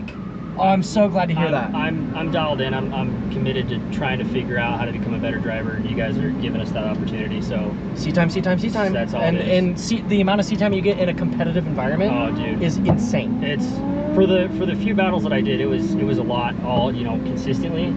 It was a lot of fun, and you know, that was 10% of it. 90% of it's my team. I brought my guys out from Utah. This is the first time running a team, having a spotter, a mechanic. My dad's out here. Like, we had the whole group. Dude, that's awesome. You have such a good support system. Yeah, it's so good. Like, I would have given up midway through, because like these guys kept me going. And yep, and you can't do it alone. No, can't do it alone. Especially when you're fighting a car. Like, fighting the car, we're all fighting the car. But yeah, 10% of it's the driving, 90% of it's my team, and you know, all my sponsors that have pushed me to get out here. I feel bad. We just put a wrap on the car like 3 days ago. She's all munched up now. Dude, so last night, Tim and I were over doing circles around your car, geeking out over how minty fresh it was. We were like, dude, this car's brand new. Like, what is this guy doing? Like, this thing is like what? Like, these headlights don't even have a scratch on them. Yeah, we try to take care of the car for sure. It's not my Thrasher car. We have a turbo M50. It's my Thrasher car. Oh, cool. That's what I learned on. Is it a sedan as well? It's a sedan. Sick. That's all we drive. Sick. Yep. But no, it's been a really awesome experience, and we're all exhausted. But we'll be out here in June doing it again. Because that's the name of the game. You said you're in Utah, right? Where in Utah? We're in Salt Lake. Oh, okay. So we drive, you know, Salt City Drift, Drift Buffet, Terry Henderson out there. We drive with all those guys all the time. So it's what, like 7 hours from here? 8.5 with the trailer. Okay, 8.5 with the trailer. So, yeah. You know, it would be nicer if we were closer, because I feel that all the time. But we'll take what we can get, man. Are there a handful of tracks up there for you to pick and choose from, or do you kind of have to trap? Just do know. And we're not a full track either. We're on a skid pad. Dang. Big skid pad. So we set up the track, and you can only use so many variations of it. But occasionally we'll get out on the kart track, which is very similar to this. Oh, cool. It's very rare, but a lot of us are going up to Apex, Idaho next weekend. Okay. Festival of Speed. Sick. Super excited. Sick. So we'll be up there partying and throwing down some other heaters at Magic Valley. So and now you've figured out everything you need to handle on the car until then. We're gonna bring that. We're gonna bring my turbo car. We're just gonna go at it, and then yeah, we'll be back here in June doing it again. Dude, that sounds like a heck of a plan. It'll be a good weekend because my birthday is the day before. Yo, all right. So it'll be good. But no, I appreciate everything that you guys put into this, and seeing this. I can see it's a lot of work. So yeah, there's a lot of irons in the fire, a lot that goes on behind the scenes, and thankfully, like, this is our 3rd season, so kind of have a lot of things kind of worked out and people know their positions at this point. We try to keep it flowing forward. Yeah. But there's always some stuff that pops up, or little technical difficulties, or all it takes is one extra wreck that takes a little bit too long, and then you're behind schedule. Yeah. But no, this weekend's been fairly smooth sailing. So Good. Yeah, Good. Yesterday there were like no issues. Yesterday it was great, and then today there's just been a couple recoveries and nothing crazy. Yeah. So No, the 215s were ripping yesterday. We showed up and they were throwing it down. So. yeah, I was super surprised for 215 yesterday. Yeah. They were, dude. Everyone was killing it yesterday. No, it was super impressive. But yeah, for those of you watching, listening, check us out, Dynamic Motorsports, Ryan.Paul.die at Instagram. We're Sick. gonna be doing the damn thing for the next couple years until we all run out of money or Yep. cars totaled. Yep. Just keep going. And then you build another one. Build another one. Oh man, heck yeah, dude. Well, I appreciate Cool, you brother. coming in, sitting down, and yapping for a minute. Hey, man. Yeah, Pleasure. shouting your stuff out. Pleasure, and, brother. Dude, it was great meeting you this We'll weekend. see you next month. Yeah. Yes, sir. Alrighty.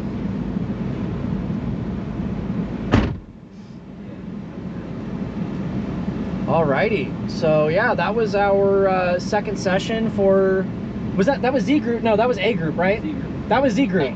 So we're going into finals next.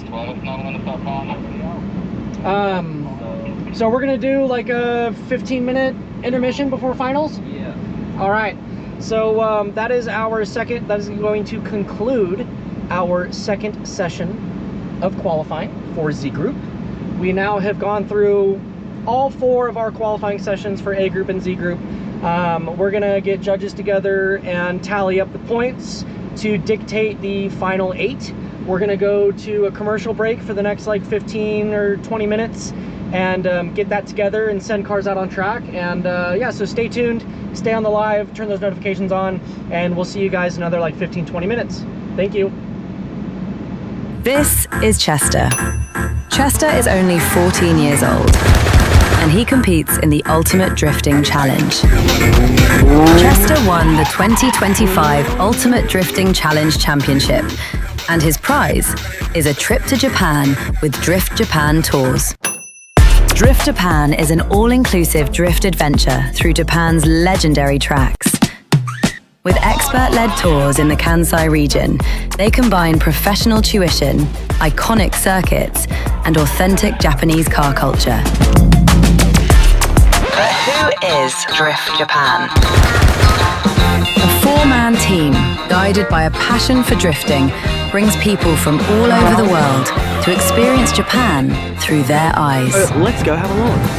This passion culminates into a one-of-a-kind experience, not soon to be forgotten by anyone who embarks on this trip. So take the journey with us as we drift through Japan with Drift Japan Tours.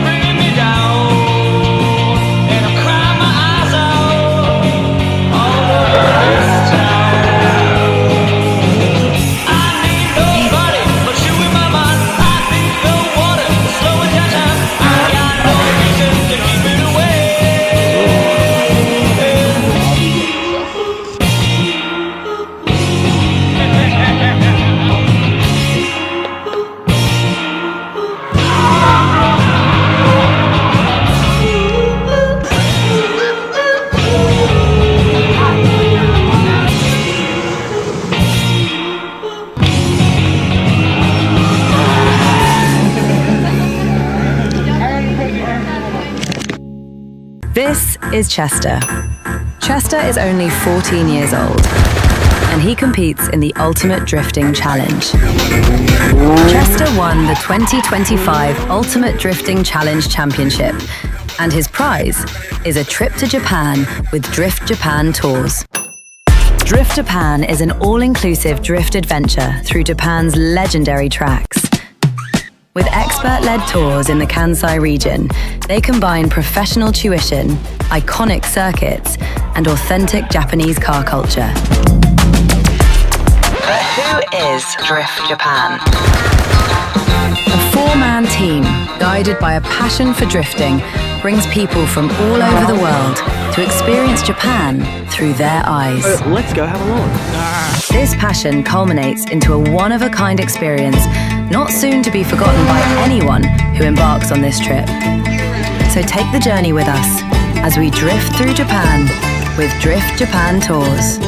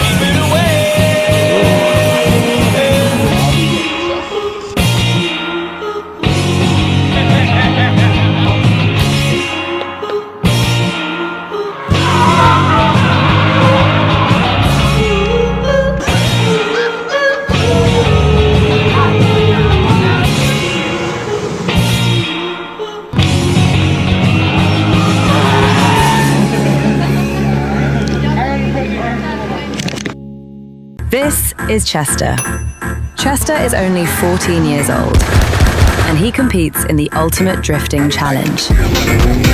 Chester won the 2025 Ultimate Drifting Challenge Championship, and his prize is a trip to Japan with Drift Japan Tours. Drift Japan is an all-inclusive drift adventure through Japan's legendary tracks. With expert-led tours in the Kansai region, they combine professional tuition, iconic circuits, and authentic Japanese car culture. But who is Drift Japan? A four-man team, guided by a passion for drifting, brings people from all over the world to experience Japan through their eyes. Let's go have a look. This passion culminates into a one-of-a-kind experience not soon to be forgotten by anyone who embarks on this trip. So take the journey with us as we drift through Japan with Drift Japan Tours.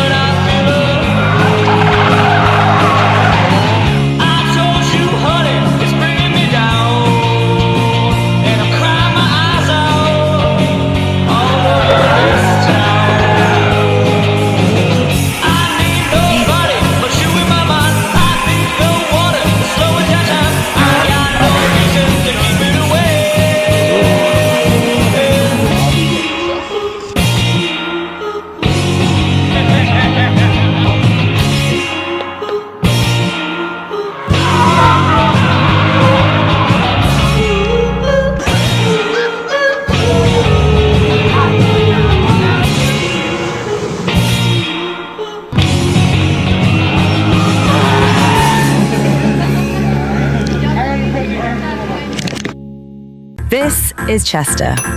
Chester is only 14 years old, and he competes in the Ultimate Drifting Challenge. Chester won the 2025 Ultimate Drifting Challenge Championship, And his prize is a trip to Japan with Drift Japan Tours. Drift Japan is an all-inclusive drift adventure through Japan's legendary tracks. With expert-led tours in the Kansai region, they combine professional tuition, iconic circuits, and authentic Japanese car culture.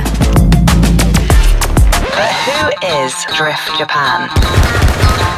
A four-man team, guided by a passion for drifting, brings people from all over the world to experience Japan through their eyes. Let's go have a look. This passion culminates into a one-of-a-kind experience not soon to be forgotten by anyone who embarks on this trip.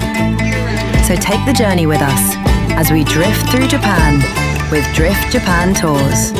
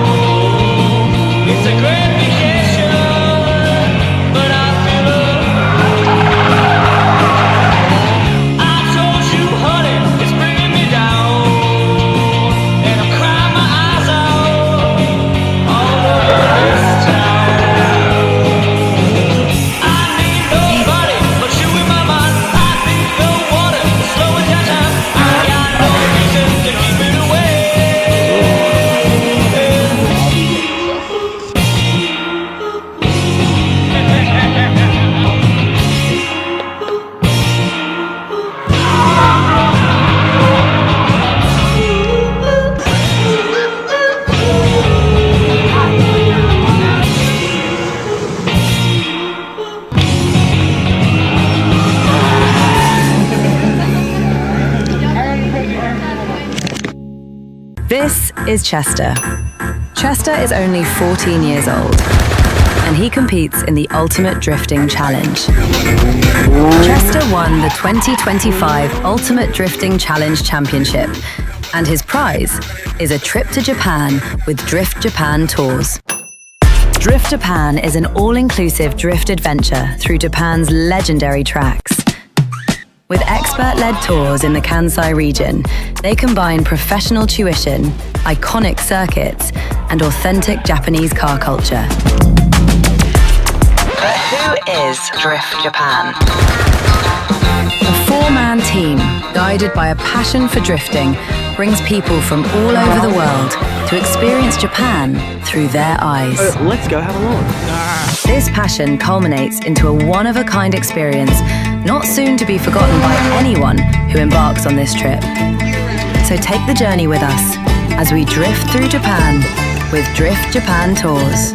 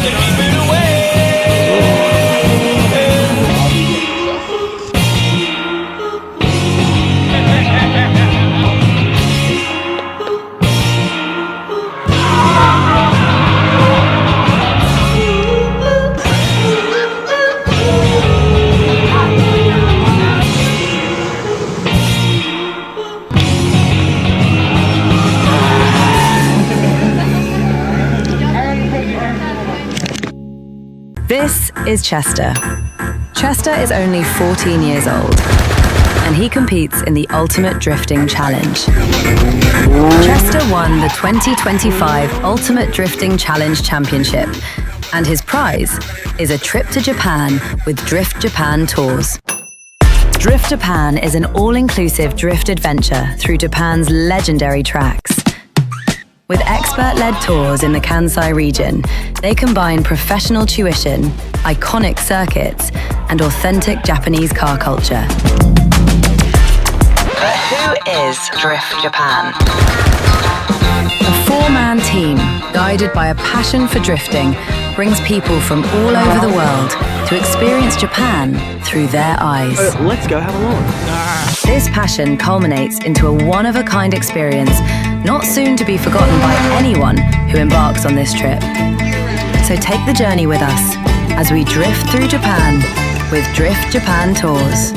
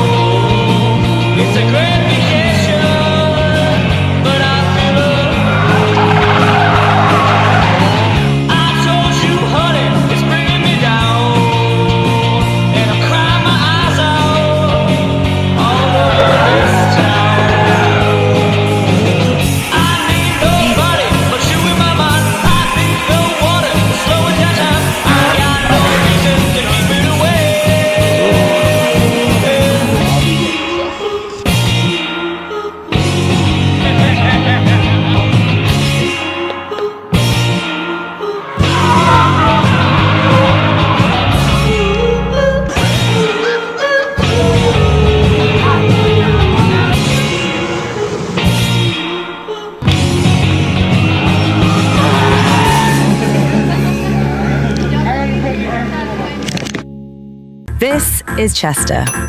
Chester is only 14 years old, and he competes in the Ultimate Drifting Challenge. Chester won the 2025 Ultimate Drifting Challenge Championship, and his prize is a trip to Japan with Drift Japan Tours. Drift Japan is an all-inclusive drift adventure through Japan's legendary tracks. With expert-led tours in the Kansai region, they combine professional tuition, iconic circuits, and authentic Japanese car culture. But who is Drift Japan? A four-man team, guided by a passion for drifting, brings people from all over the world to experience Japan through their eyes. Let's go have a look. This passion culminates into a one-of-a-kind experience not soon to be forgotten by anyone who embarks on this trip. So take the journey with us as we drift through Japan with Drift Japan Tours.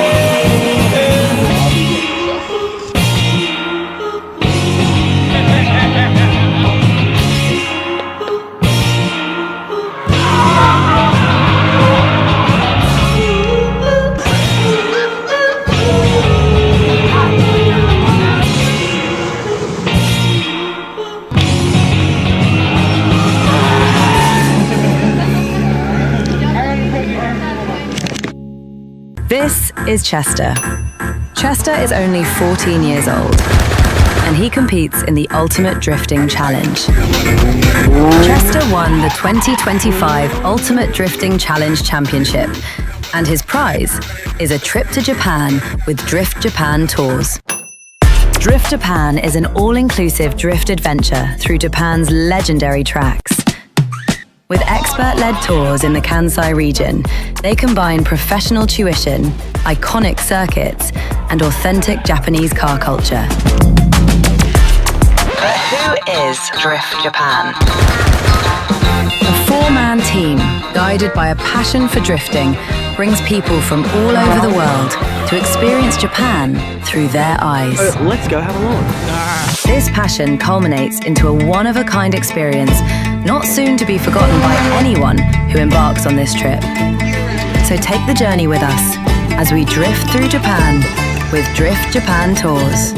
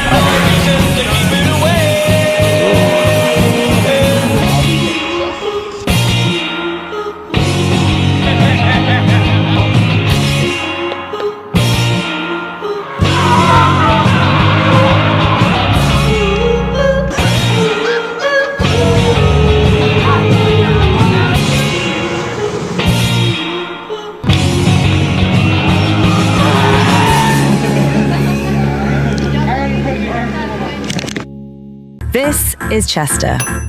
Chester is only 14 years old, and he competes in the Ultimate Drifting Challenge.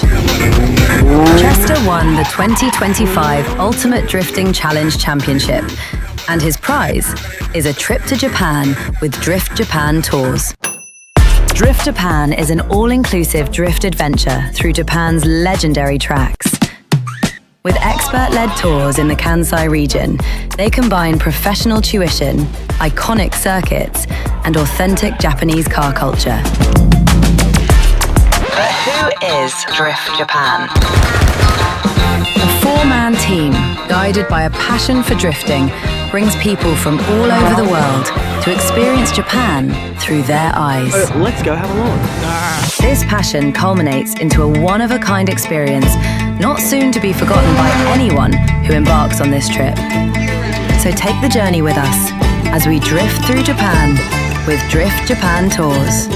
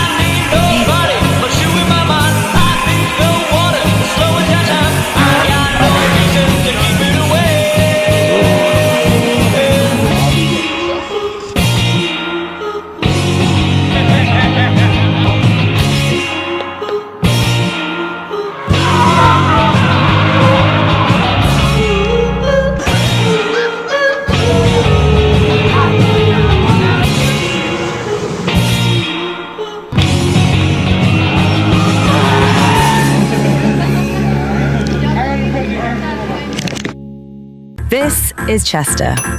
Chester is only 14 years old, and he competes in the Ultimate Drifting Challenge. Chester won the 2025 Ultimate Drifting Challenge Championship, and his prize is a trip to Japan with Drift Japan Tours. Drift Japan is an all-inclusive drift adventure through Japan's legendary tracks. With expert-led tours in the Kansai region, they combine professional tuition, iconic circuits, and authentic Japanese car culture. But who is Drift Japan?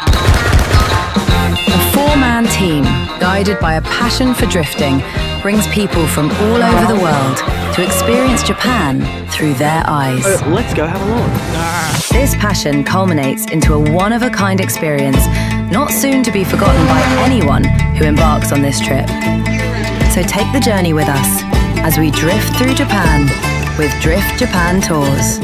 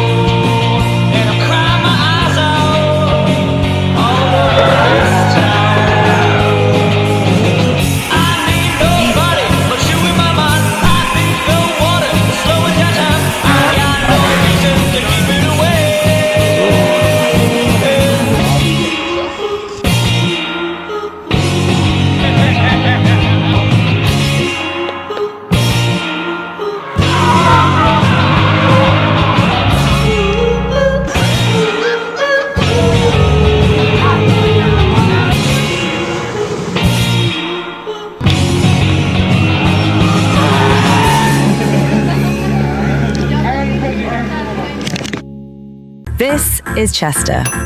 Chester is only 14 years old, and he competes in the Ultimate Drifting Challenge. Chester won the 2025 Ultimate Drifting Challenge Championship, and his prize is a trip to Japan with Drift Japan Tours. Drift Japan is an all-inclusive drift adventure through Japan's legendary tracks. With expert-led tours in the Kansai region, they combine professional tuition, iconic circuits, and authentic Japanese car culture. But who is Drift Japan? A four-man team, guided by a passion for drifting, brings people from all over the world to experience Japan through their eyes. Let's go have a look. This passion culminates into a one-of-a-kind experience not soon to be forgotten by anyone who embarks on this trip. So take the journey with us as we drift through Japan with Drift Japan Tours.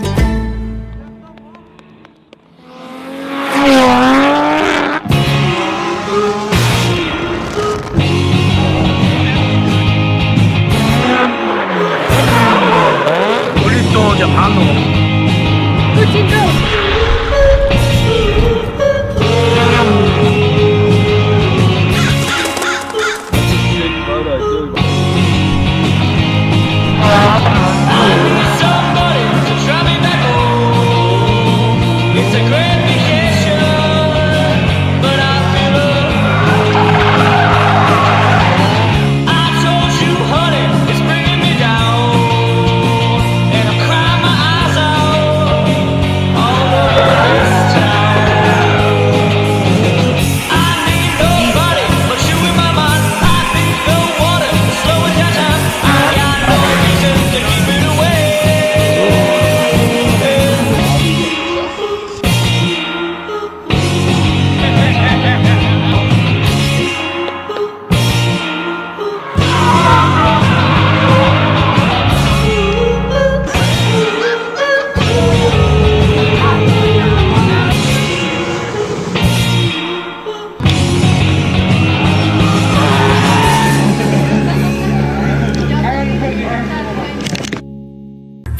is Chester. Chester is only 14 years old, and he competes in the Ultimate Drifting Challenge. Chester won the 2025 Ultimate Drifting Challenge Championship, and his prize is a trip to Japan with Drift Japan Tours. Drift Japan is an all-inclusive drift adventure through Japan's legendary tracks. With expert-led tours in the Kansai region, they combine professional tuition, iconic circuits, and authentic Japanese car culture. But who is Drift Japan? A four-man team, guided by a passion for drifting, brings people from all over the world to experience Japan through their eyes. Let's go have a look. This passion culminates into a one-of-a-kind experience not soon to be forgotten by anyone who embarks on this trip. So take the journey with us as we drift through Japan with Drift Japan Tours.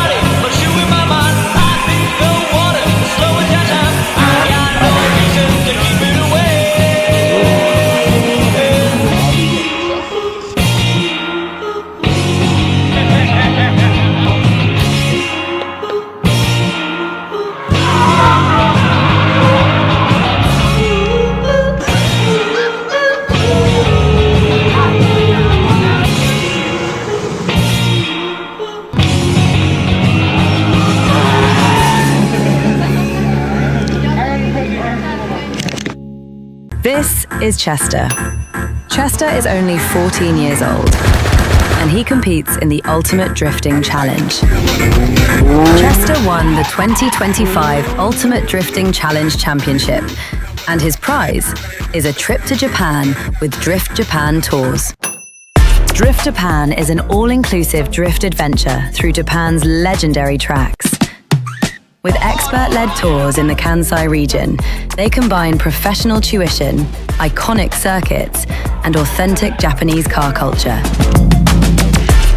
But who is Drift Japan? A four-man team, guided by a passion for drifting, brings people from all over the world to experience Japan through their eyes. Let's go have a look. This passion culminates into a one-of-a-kind experience not soon to be forgotten by anyone who embarks on this trip. So take the journey with us as we drift through Japan with Drift Japan Tours.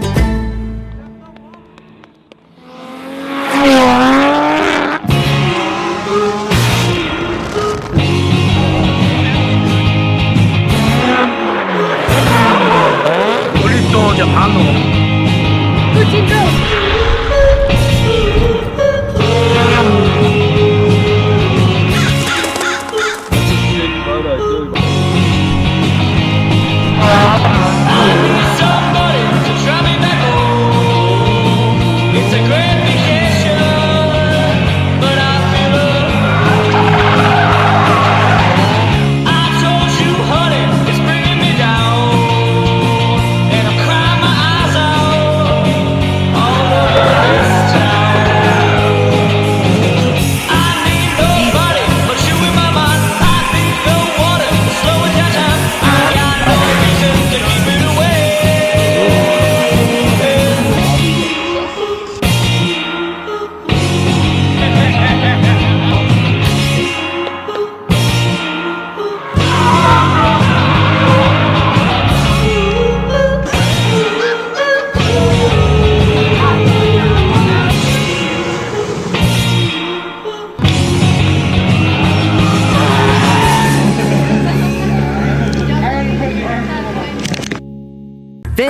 is Chester.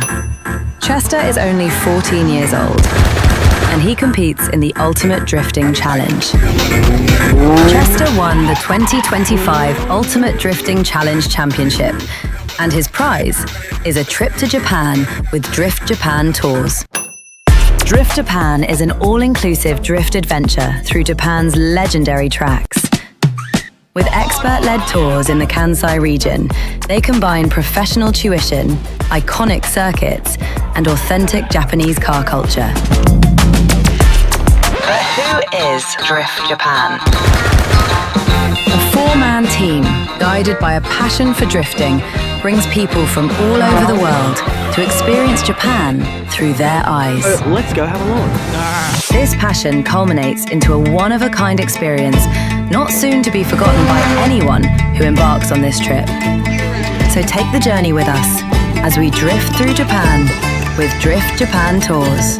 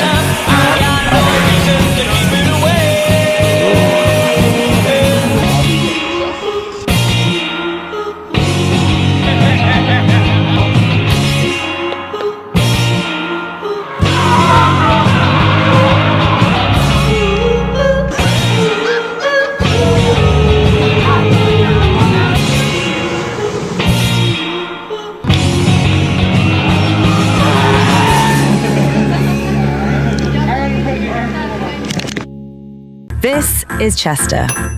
Chester is only 14 years old, and he competes in the Ultimate Drifting Challenge. Chester won the 2025 Ultimate Drifting Challenge Championship, and his prize is a trip to Japan with Drift Japan Tours. Drift Japan is an all-inclusive drift adventure through Japan's legendary tracks. With expert-led tours in the Kansai region, they combine professional tuition, iconic circuits, and authentic Japanese car culture. But who is Drift Japan? A four-man team, guided by a passion for drifting, brings people from all over the world to experience Japan through their eyes. Let's go have a look. This passion culminates into a one-of-a-kind experience not soon to be forgotten by anyone who embarks on this trip. So take the journey with us as we drift through Japan with Drift Japan Tours.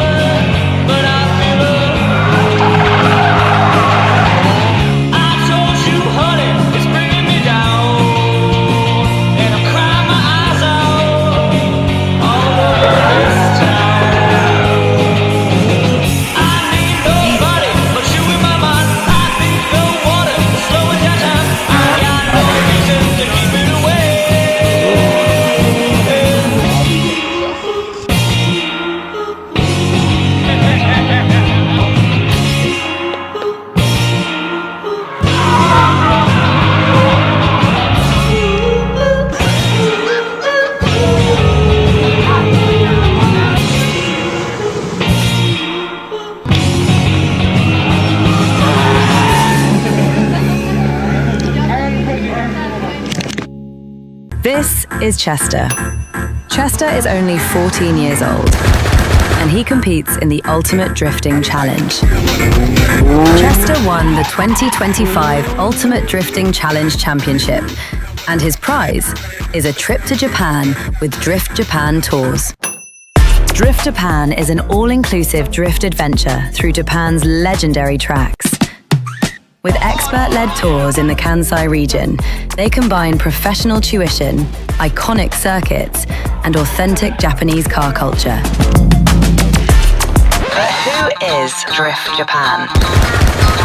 A four-man team, guided by a passion for drifting, brings people from all over the world to experience Japan through their eyes. Let's go have a look. This passion culminates into a one-of-a-kind experience not soon to be forgotten by anyone who embarks on this trip.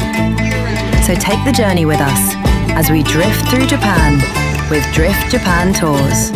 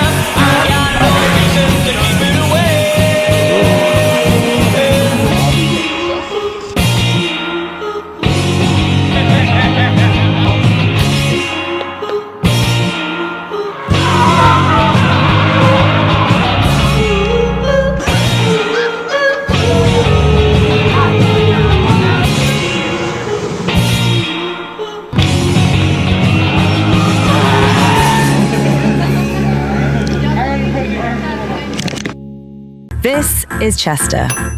Chester is only 14 years old, and he competes in the Ultimate Drifting Challenge.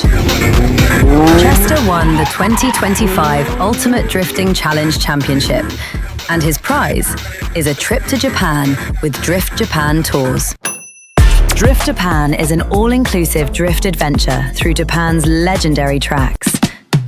With expert-led tours in the Kansai region, they combine professional tuition, iconic circuits, and authentic Japanese car culture.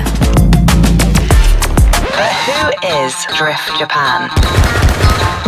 A four-man team, guided by a passion for drifting, brings people from all over the world to experience Japan through their eyes. Let's go have a look. This passion culminates into a one-of-a-kind experience not soon to be forgotten by anyone who embarks on this trip.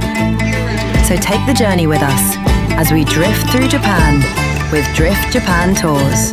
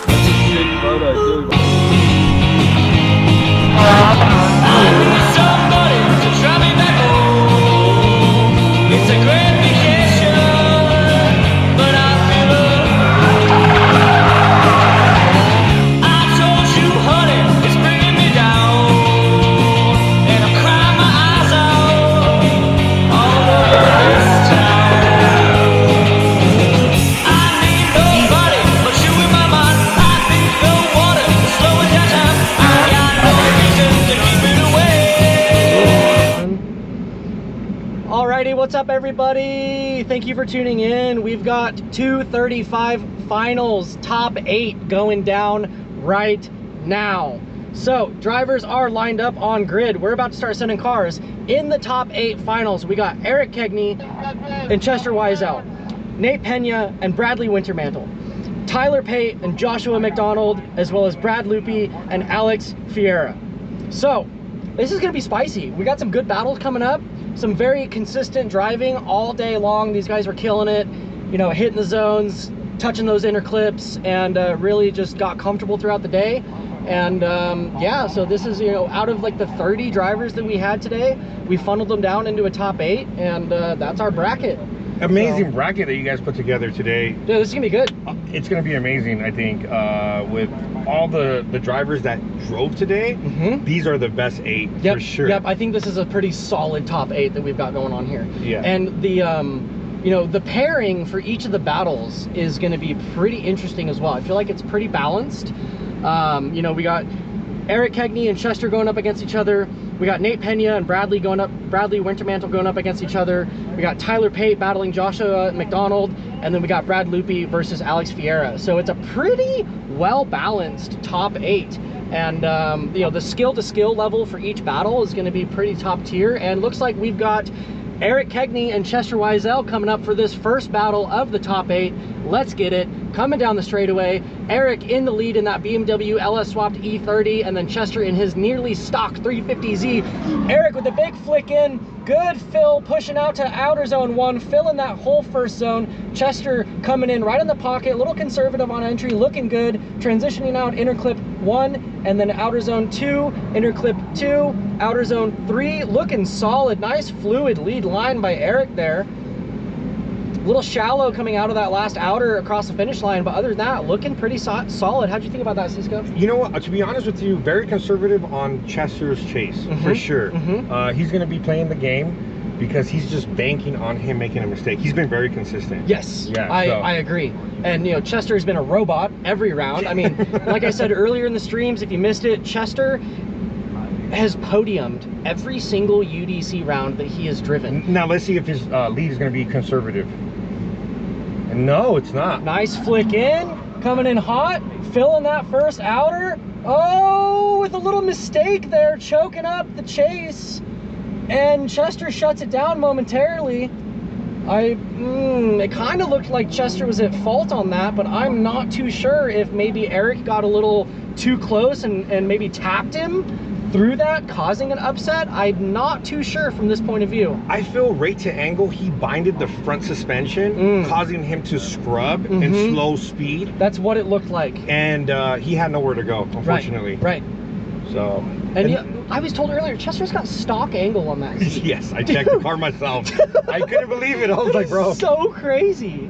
Yeah. What do you mean you don't have lower control arms? What do you mean you don't have tie rod spacers? Not even like the GK Tech tie rod spacer kit or whatever. Like, just stock angle coming in. He's podiumed so many times. Like, he won 215 last season and just went to Japan with all the boys. Yeah, simply a lot of seat time, and it's showing now.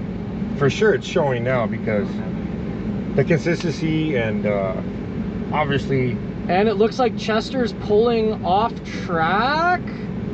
So I think something happened. That Eric won that battle. Or is this a bye? Nope, yep, Eric won that battle, it looks like. All right, Chester is out of top 8. Unofficially. I don't have any confirmation from the judges yet. I'm not a judge, but based off of Eric staying on track and Chester pulling off, it looks like Eric won that battle. Yeah, well deserved too. Very well deserved. And so coming into this next battle of top 8, Nate Pena in the lead, Bradley Wintermantle in the chase, coming in hot. Some Z on Z action. These guys have battled a handful of times today. Nate's on rails into this first zone, coming in big flick entry, filling that first outer zone. Bradley right on him in the chase, right on that pocket. Nate transitioning out off that inner clip into the next outer, looking good. Bradley present in the chase, and Nate filling those outer zones just as he should be. A little bit of a bobble by the chase there, coming through that last outer, it kind of settling into the pocket, but other than that, that was a pretty solid run. Yeah, proximity was there, and unfortunately, the bobble might might affect the judge's decision. At this given moment. But that's really the main thing that I really noticed with that chase. Other than that, it was pretty solid. Right. Now they're coming back around, which I love, guys, that we're hop-lapping this thing, man. Yes. That's the best part about this. Here we come. Let's see what happens. Nice. Fat entry from both drivers. Nate's pretty shallow on initiation, but settles right into the pocket, surging up on that lead car. Bradley doing a great job of holding line. Very smooth and consistent in that lead car. Nate's applying the pressure in the chase. Ah, he just straightened out a little bit. So this is going to be interesting. So is Nate's shallow take into OZ1 and bobble going to be more of an upset than Bradley's bobble in the chase coming around outer 4? The judges have a a really hard decision right here. Because so they both had mistakes in the chase, but they both had a dialed lead run. Correct. But also goes back to chasing, right? Right. If you zero out and you're bobbling, it's very difficult to distinguish which one is, which one has the upper hand in this battle. I agree. Judges have their hands full on this one, I believe, so. Let's see what the verdict is. This is going to take a little bit of time to dissect this run for sure. But thankfully, the top 8 will go pretty quickly. I mean, we're already through the first battle. We're getting in the second one. We're almost, technically halfway through top 8 now. Yeah. And we still have another 45 minutes or so of track time. So even if there does have to be a one more time battle, I believe we have provisions for that, but I'm not too sure. So I'm so curious to see how the judges are going to dictate that run, because that was a good battle. Similar cars, similar lead. Chase has a discrepancy, right? Yep. So yep. It's gonna be very interesting what they decide, or what they saw that we didn't see. Obviously, they have a different vantage point, guys. Right. Than what we do. A much different perspective than what we do. So sometimes when people think that it's like easy job, it's not an easy job at all. A lot of consistent driving today. The weather's been great. Sun's going down, temperature is going down. It's not as hot as it was. No, it feels so much better outside now. Man, it got hot for a minute there, like around 3 o'clock. Oh. Yeah, absolutely. It's just. But we're gonna see. See, I knew it. They're gonna be deliberating, and that's what it is. They might have a one more time. I kind of hope that's a one more time. I do too, honestly. Yeah. I kind of feel like this. Nate had better proximity in the chase, but had a worse hiccup in the chase. I don't like the fact that he cut the line so much. Exactly. He should be deemed for that, because he's not. Once again, the lead car is a moving clipping point. You're not following his line. You're just trying to gain ground. Yep. And that doesn't look good. Right. And it should be taken into consideration when judged. I do feel like Bradley has had less of a hiccup in his chase run. Correct. You know, the lead, like lead to lead, I can't even. I mean, that was they were so both dialed. Good. Yeah, they're both great. Both good. Yeah. Right. So it's just, I think that might be the discrepancy that they might give it to Winter, right? Right. Yeah. Bradley is in the red car, if I'm not mistaken, right? Nate Pena is in the red car. Okay, I'm sorry about that. Yep. Nate Pena. Yep, Nate Pena in the red one, Bradley Wintermantle in the silver Z. Yeah, so we're talking about the red Z, cutting the line, shallow to check up, get in the pocket. But then he did get in the pocket, but it wasn't until after outer zone 1. Correct. Through the first touch and go. Transitioning through touch and go 1, then he was in pocket. Yeah, and then Winter obviously followed his line. Yep. But still bobbled in other outside zones. So, you know, it's going to be one of those things where it's up to the judges to see that, and that's why they're deliberating to see if that's going to be the discrepancy of that shallow line. Exactly. And for the question saying where are the scores, we do not show the scores during the finals. It kind of gives you, an edge for the podium. It's a bracket. And this is also a bracket setup. So, Eric won the first battle, and it looks like we got Bradley with the win, taking out Nate Pena in top 8. Well deserved. Well deserved. Yep. Yeah, So I guess we were correct by saying Nate's surging and shallow line was more of a deficit than Bradley's bobble in his chase. Correct. And he's been on all day today. Yeah. He's been on today. And also talking with him in the pits, super great guy. He came in and yapped in here for like 15 minutes earlier. Nice. And just super great guy. It was great getting to meet him this weekend, and just the vibes are good. And into this next battle, alrighty, here we go. We got Tyler Pate and Joshua McDonald. Tyler in the 350Z, Joshua in the FC RX-7, throwing down a heater run. Very aggressive chase from that RX-7. Nice fluid lead line there. Oh man. That was a good run. Yeah, that Z is quick. Yeah, 520, I believe. Oh, LS, really? LS2. Oh, really? LS2. LS3, Okay. I believe LS2, something like that. LS2, LS3, yeah, one of them. 520 horsepower or something like that. That's rowdy for NA. Yeah. Great engine, I believe. Against a VQ. Yeah, against a stock. It's a rev up too. Oh, really? Yeah, he's got a rev up in it. All right, so we got Joshua in the lead, Tyler in the chase. Saucy entry. Stay in it. There we go. Nice fill of outer zone 1. Hitting that first inner clip, transitioning inner clip 2 now. Outer zone 2, good fill there. Similar proximity from both drivers in the chase. Very fluid lead line from that RX-7. Good presence from the chase driver coming across the finish line, surging up on him. Oh man, that's close. That was close. This could be another tough judge call. So I think what the judges saw is who got to that zone and who filled in that zone.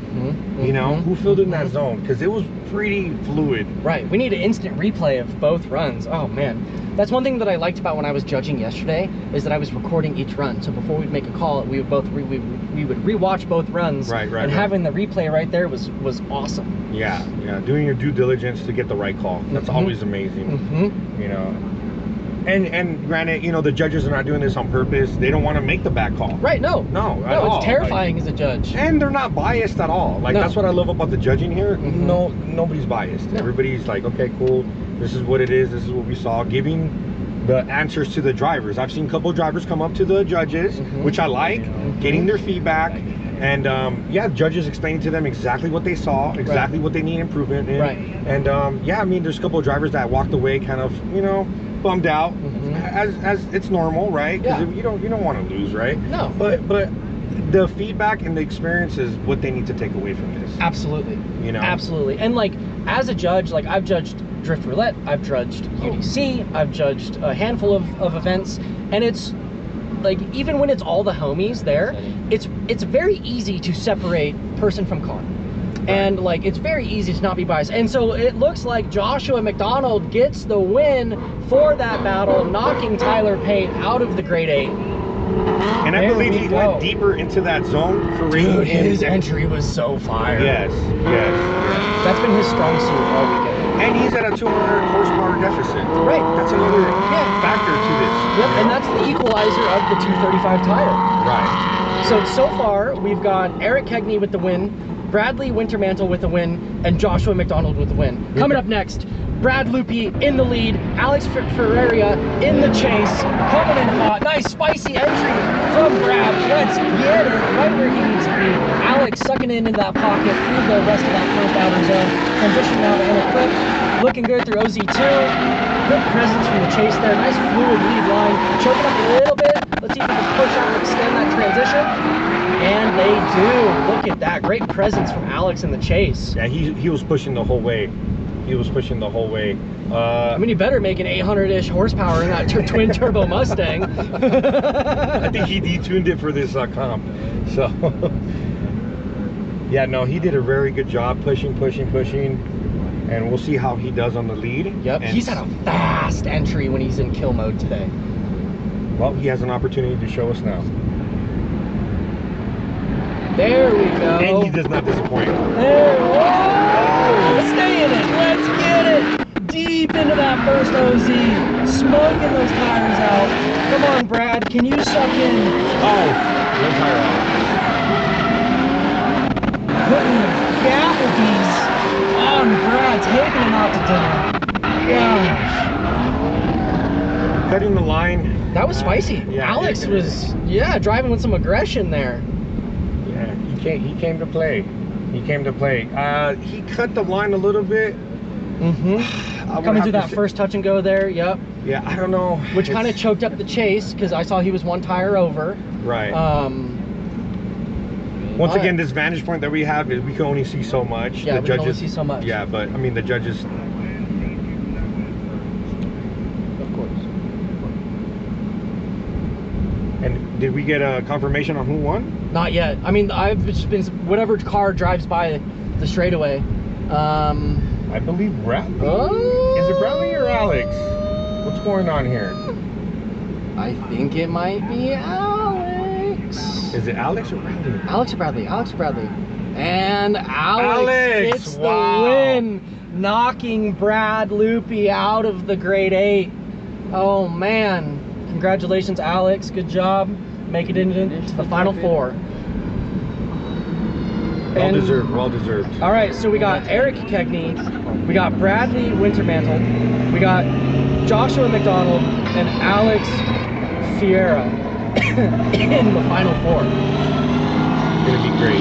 And coming up, this next battle, we got Bradley and Eric.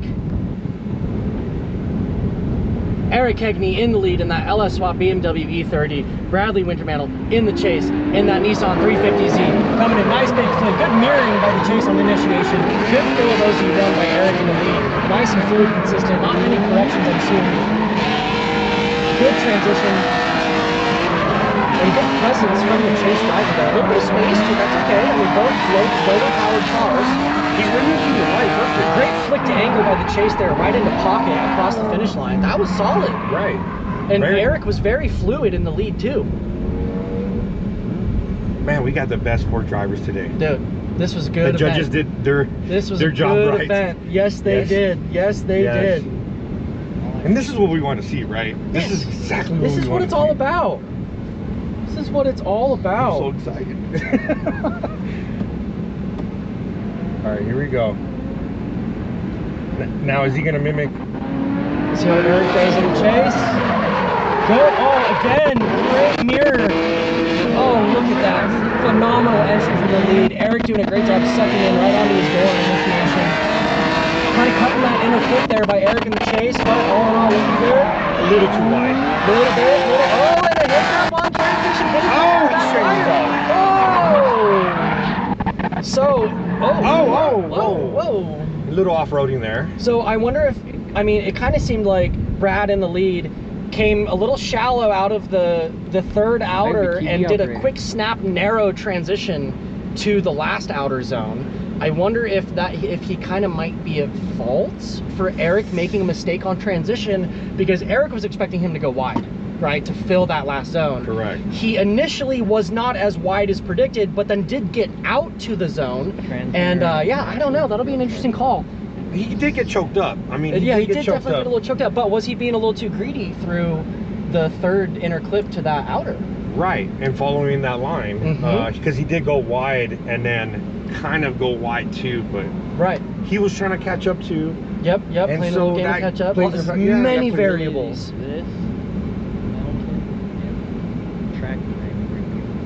Derek said, did LZ go yet? No, not yet. Yeah, he got knocked out by Chester earlier in the day.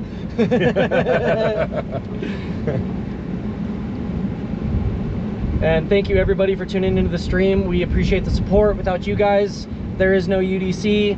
And if you like what you see, go online to www.udc.com, sign up for the remaining of the season. Come out and drive with the boys, whether it's 215 or 235 or both. Come get some seat time. It's the most amount of laps you will ever turn in a competition, hands down. He's not lying, guys. He's not lying. I mean, it's. You want to come get 60 laps on a comp day? Here you go. Yeah, go online, sign up. You won't regret it. And obviously, there's good drivers out here where you're gonna automatically excel your game by driving against these guys at a high level. Absolutely. And because of the amount of battles that you partake in, it helps you manage that stress and not getting in your head, because you're doing it so much. So I feel like if you come drive UDC and then you go drive another competitive series, it's going to help you, you know, be cool, calm, and collected in whatever other series you go do. And we got Eric Kegney with the win. There we go. The judges did favor that. Yes, they did. That was the correct call. Yep, I believe so. It really was.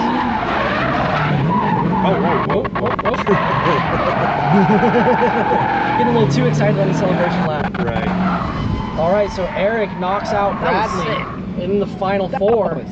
Oh, they're running. And we got Joshua up against Alex. Bumpers flying. Oh, hopefully that doesn't handicap him. Joshua with a saucy entry. feeling all of that force on his own. Alex on his door, on initiation.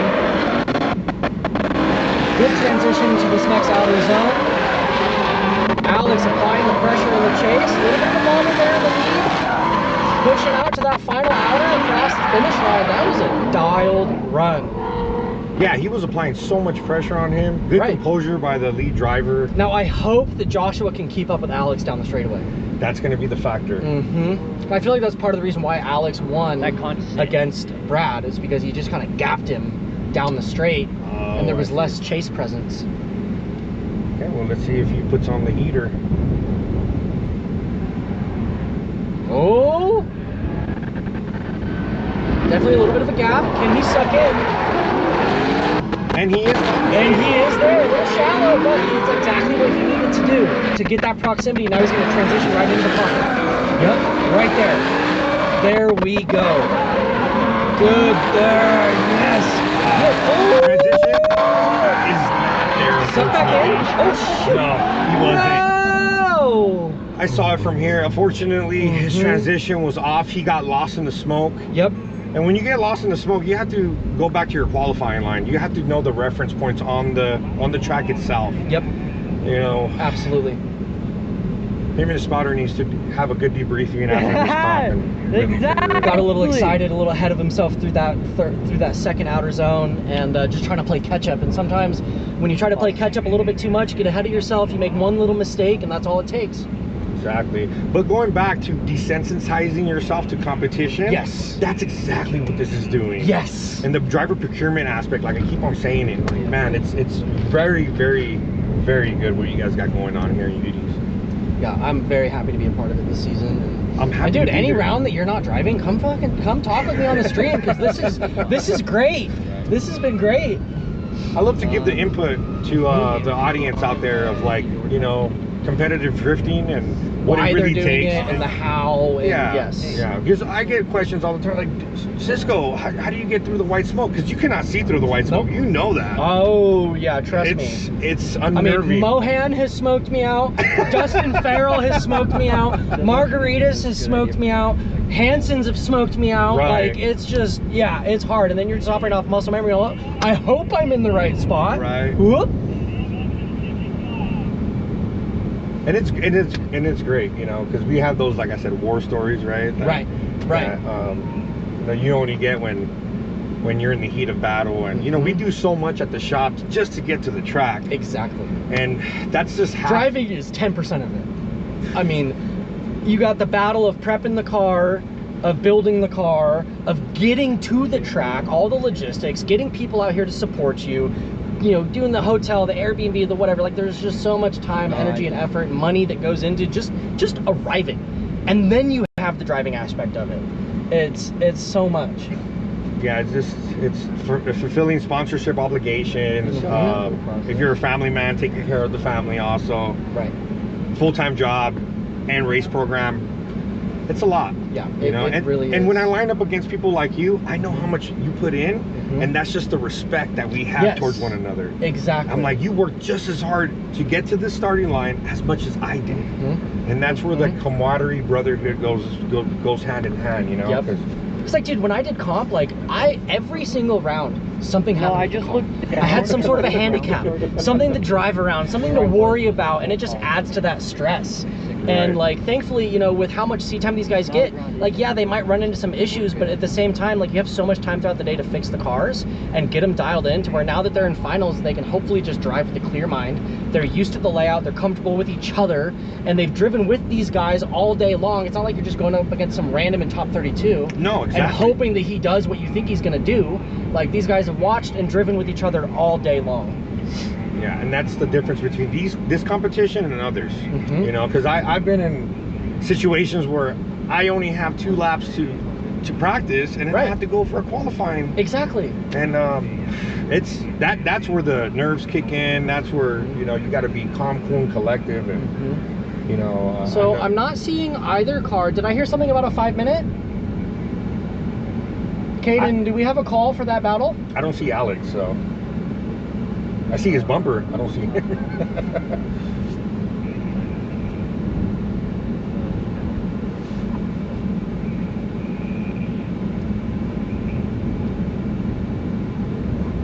pending judging results.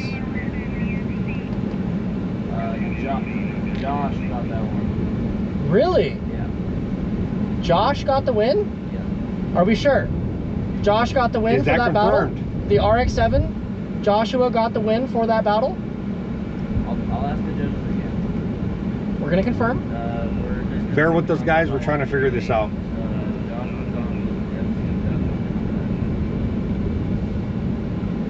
I'm so curious too. I'm very curious.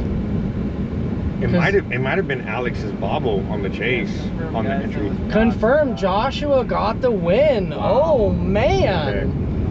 And So that minor mistake that both Alex. of them were taking a 5. So Both drivers, or wait, so I mean Joshua's taking a third 5. place battle and Oh, because there's still gonna be a third place battle. Okay. All right. So Joshua's taking a 5. There's a third place battle? I guess so. I don't know. Okay. I guess so. Joe, I'm glad that you're liking UDC. I'm glad you had a good time today. Sorry that your differential blew up.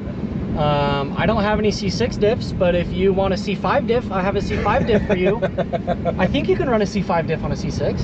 If that C6, if your car is a T56, if it's not a TR6060, then you should be able to bolt up a C5 diff to it.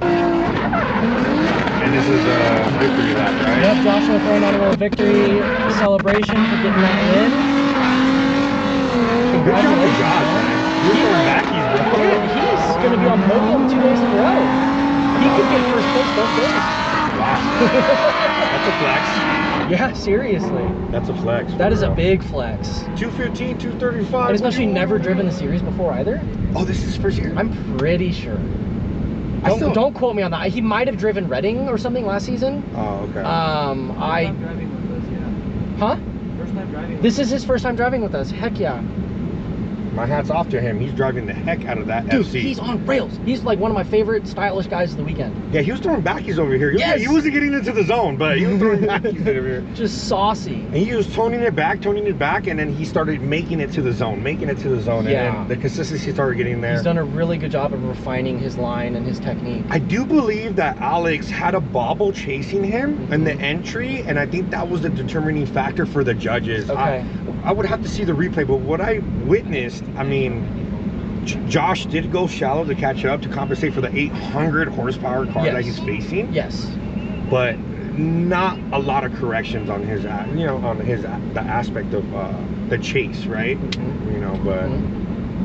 And we got Eric Kegney versus Joshua McDonald coming down the straightaway. Eric in the lead in that E30, Joshua in the RX-7.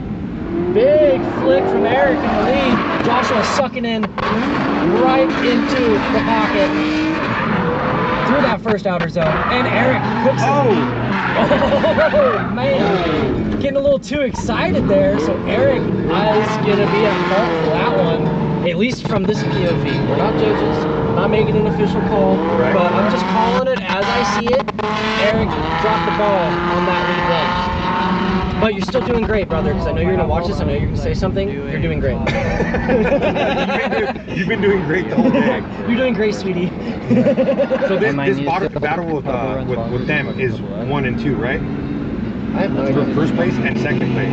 The third place battle. Oh, it's going to be Alex and then it's... For the third place battle. Okay. So we just witnessed the final 2 lead. This is going fast. It always does, brother. When you're in the top 8, it always does. And this is Joshua, big flick. Eric right there on him on initiation. Can he stay with it?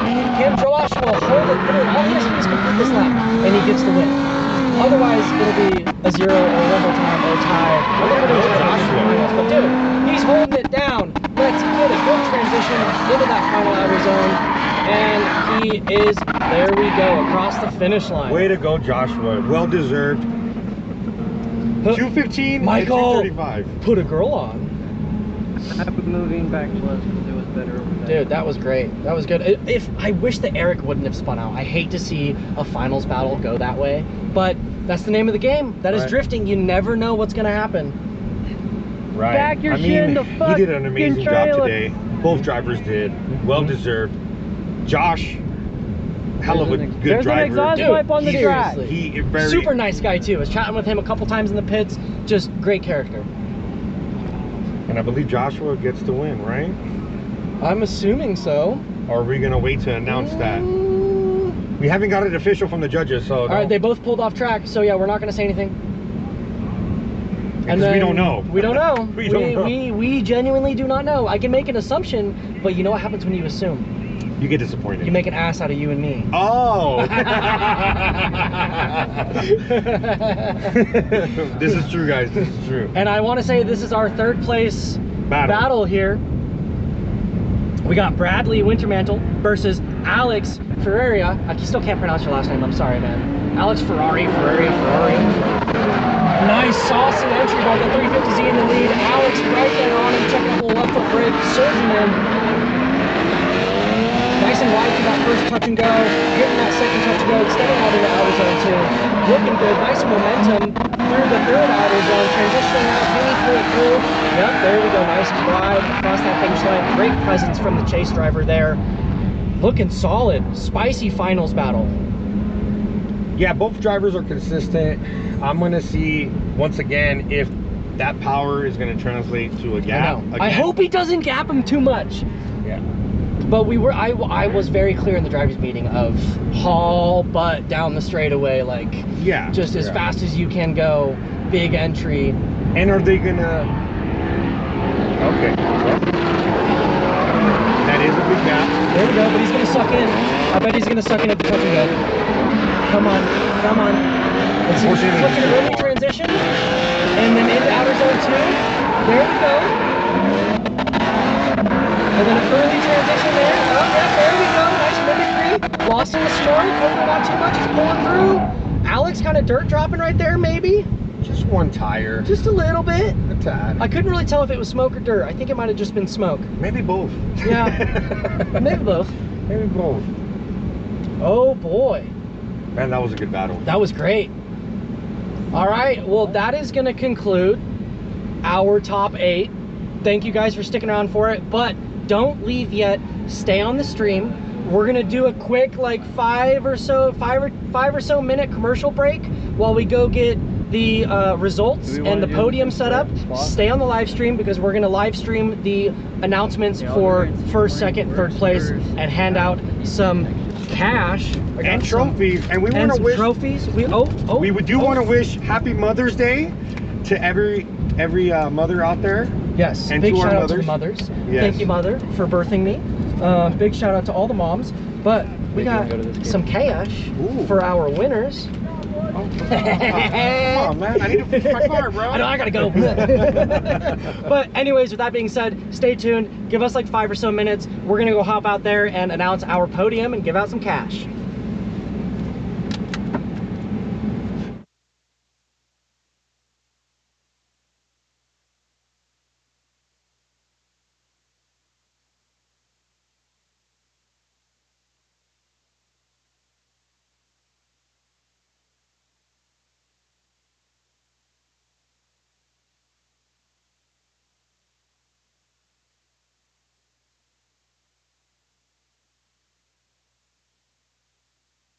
I just need just 3 winners in frame.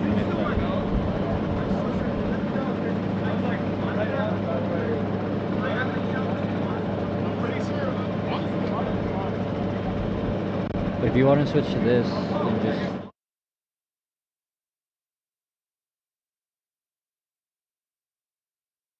This is Chester. Chester is only 14 years old, and he competes in the Ultimate Drifting Challenge. Chester won the 2025 Ultimate Drifting Challenge Championship, and his prize is a trip to Japan with Drift Japan Tours. Drift Japan is an all-inclusive drift adventure through Japan's legendary tracks. With expert-led tours in the Kansai region, they combine professional tuition, iconic circuits, and authentic Japanese car culture. But who is Drift Japan? A 4-man team, guided by a passion for drifting, brings people from all over the world to experience Japan through their eyes. Let's go have a look. This passion culminates into a one-of-a-kind experience, not soon to be forgotten by anyone who embarks on this trip. So take the journey with us as we drift through Japan with Drift Japan Tours.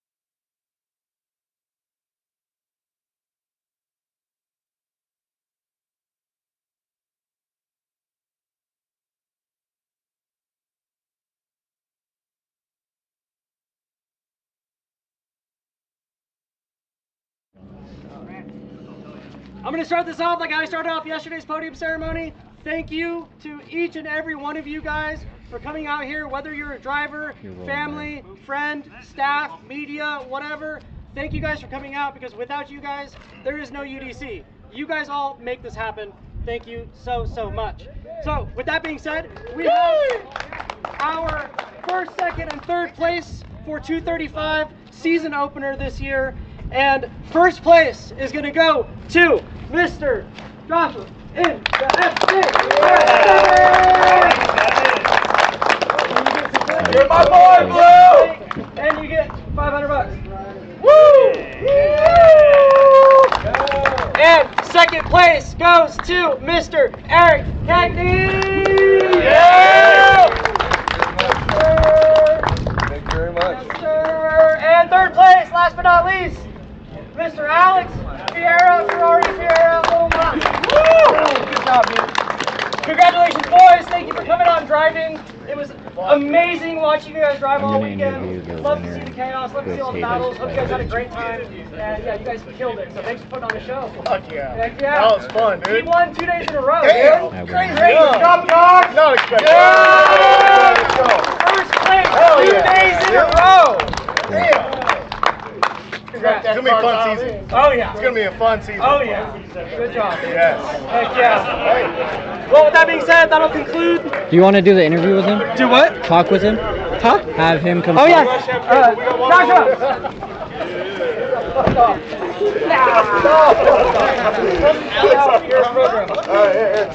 Come talk about your experience and shout yourself out. Are we good right here? I'm not very good at that. No, you just talk loud. So, what's your name? Josh McDonald. Josh McDonald. You drive a VQ powered FC RX-7. Yes, I do. You came out yesterday. You drove 215. You podiumed yesterday. Yes. You got first place yesterday. Yes. You came out today for 235. Surprisingly. You podiumed 235. Yes. And you took first place again. Surprisingly, yes. 235. Did not expect Surprisingly. that. Dude, P1 2 days in a row. That is Holy huge. shit, huge. That is Crazy. huge. And the car survived. Not Barely. just 1 day of driving, 2 days of driving. Yeah. Dude, congratulations. Yeah. What partners and sponsors you got? So I'd like to. What's the village? I want to give a big shout out to Zeg Nova. They're an amazing tire. Could not do this without them. Without their support. Yeah, it's pretty much my main sponsor. Zeg Nova, yep. Yeah, Zeg Nova. For Blake Olson for the amazing overfenders. Big Country Labs for the amazing wing. I mean, the car looks amazing, right? It still looks great. It's so good. Yeah, crazy. I've Every been banging panel is doors still on it. all weekend. Yep. 100 laps at least, right? Yep. Crazy. Yeah. Heck yeah, man. Yeah. Congratulations. Don't sleep on the VQs. Nope. They get down. On the VQs. Yep. Well, I'll see you next round, brother. Congrats. Fuck yeah. See you podium next time too. Yeah, for Yes, sure. sir. Heck yeah. Fuck yeah. Well, everybody, thank you for watching the live stream. That is going to conclude our weekend of drifting. Subscribe to the channel, turn those notifications on. Stay tuned for next month. We'll be right back out here at Apple Valley. And yeah, hope to see you guys next time. Thank you. This is Chester. Chester is only 14 years old, and he competes in the Ultimate Drifting Challenge. Chester won the 2025 Ultimate Drifting Challenge Championship, and his prize is a trip to Japan with Drift Japan Tours. Drift Japan is an all-inclusive drift adventure through Japan's legendary tracks. With expert-led tours in the Kansai region, they combine professional tuition, iconic circuits, and authentic Japanese car culture. But who is Drift Japan? A four-man team, guided by a passion for drifting, brings people from all over the world to experience Japan through their eyes. Let's go have a look. This passion culminates into a one-of-a-kind experience, not soon to be forgotten by anyone who embarks on this trip. So take the journey with us as we drift through Japan with Drift Japan Tours.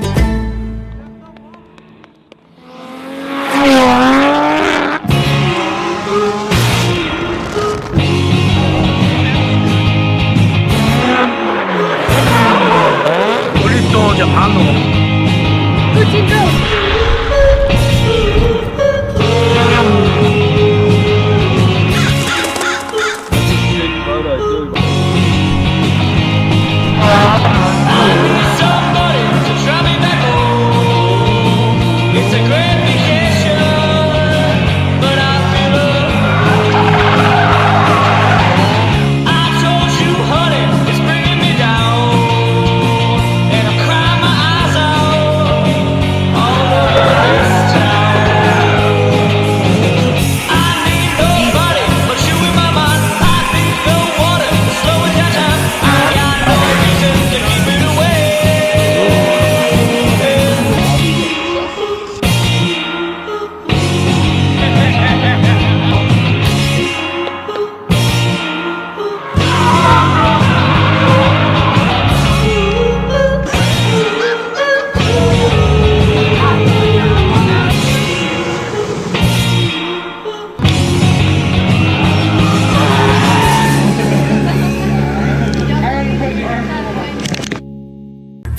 is Chester.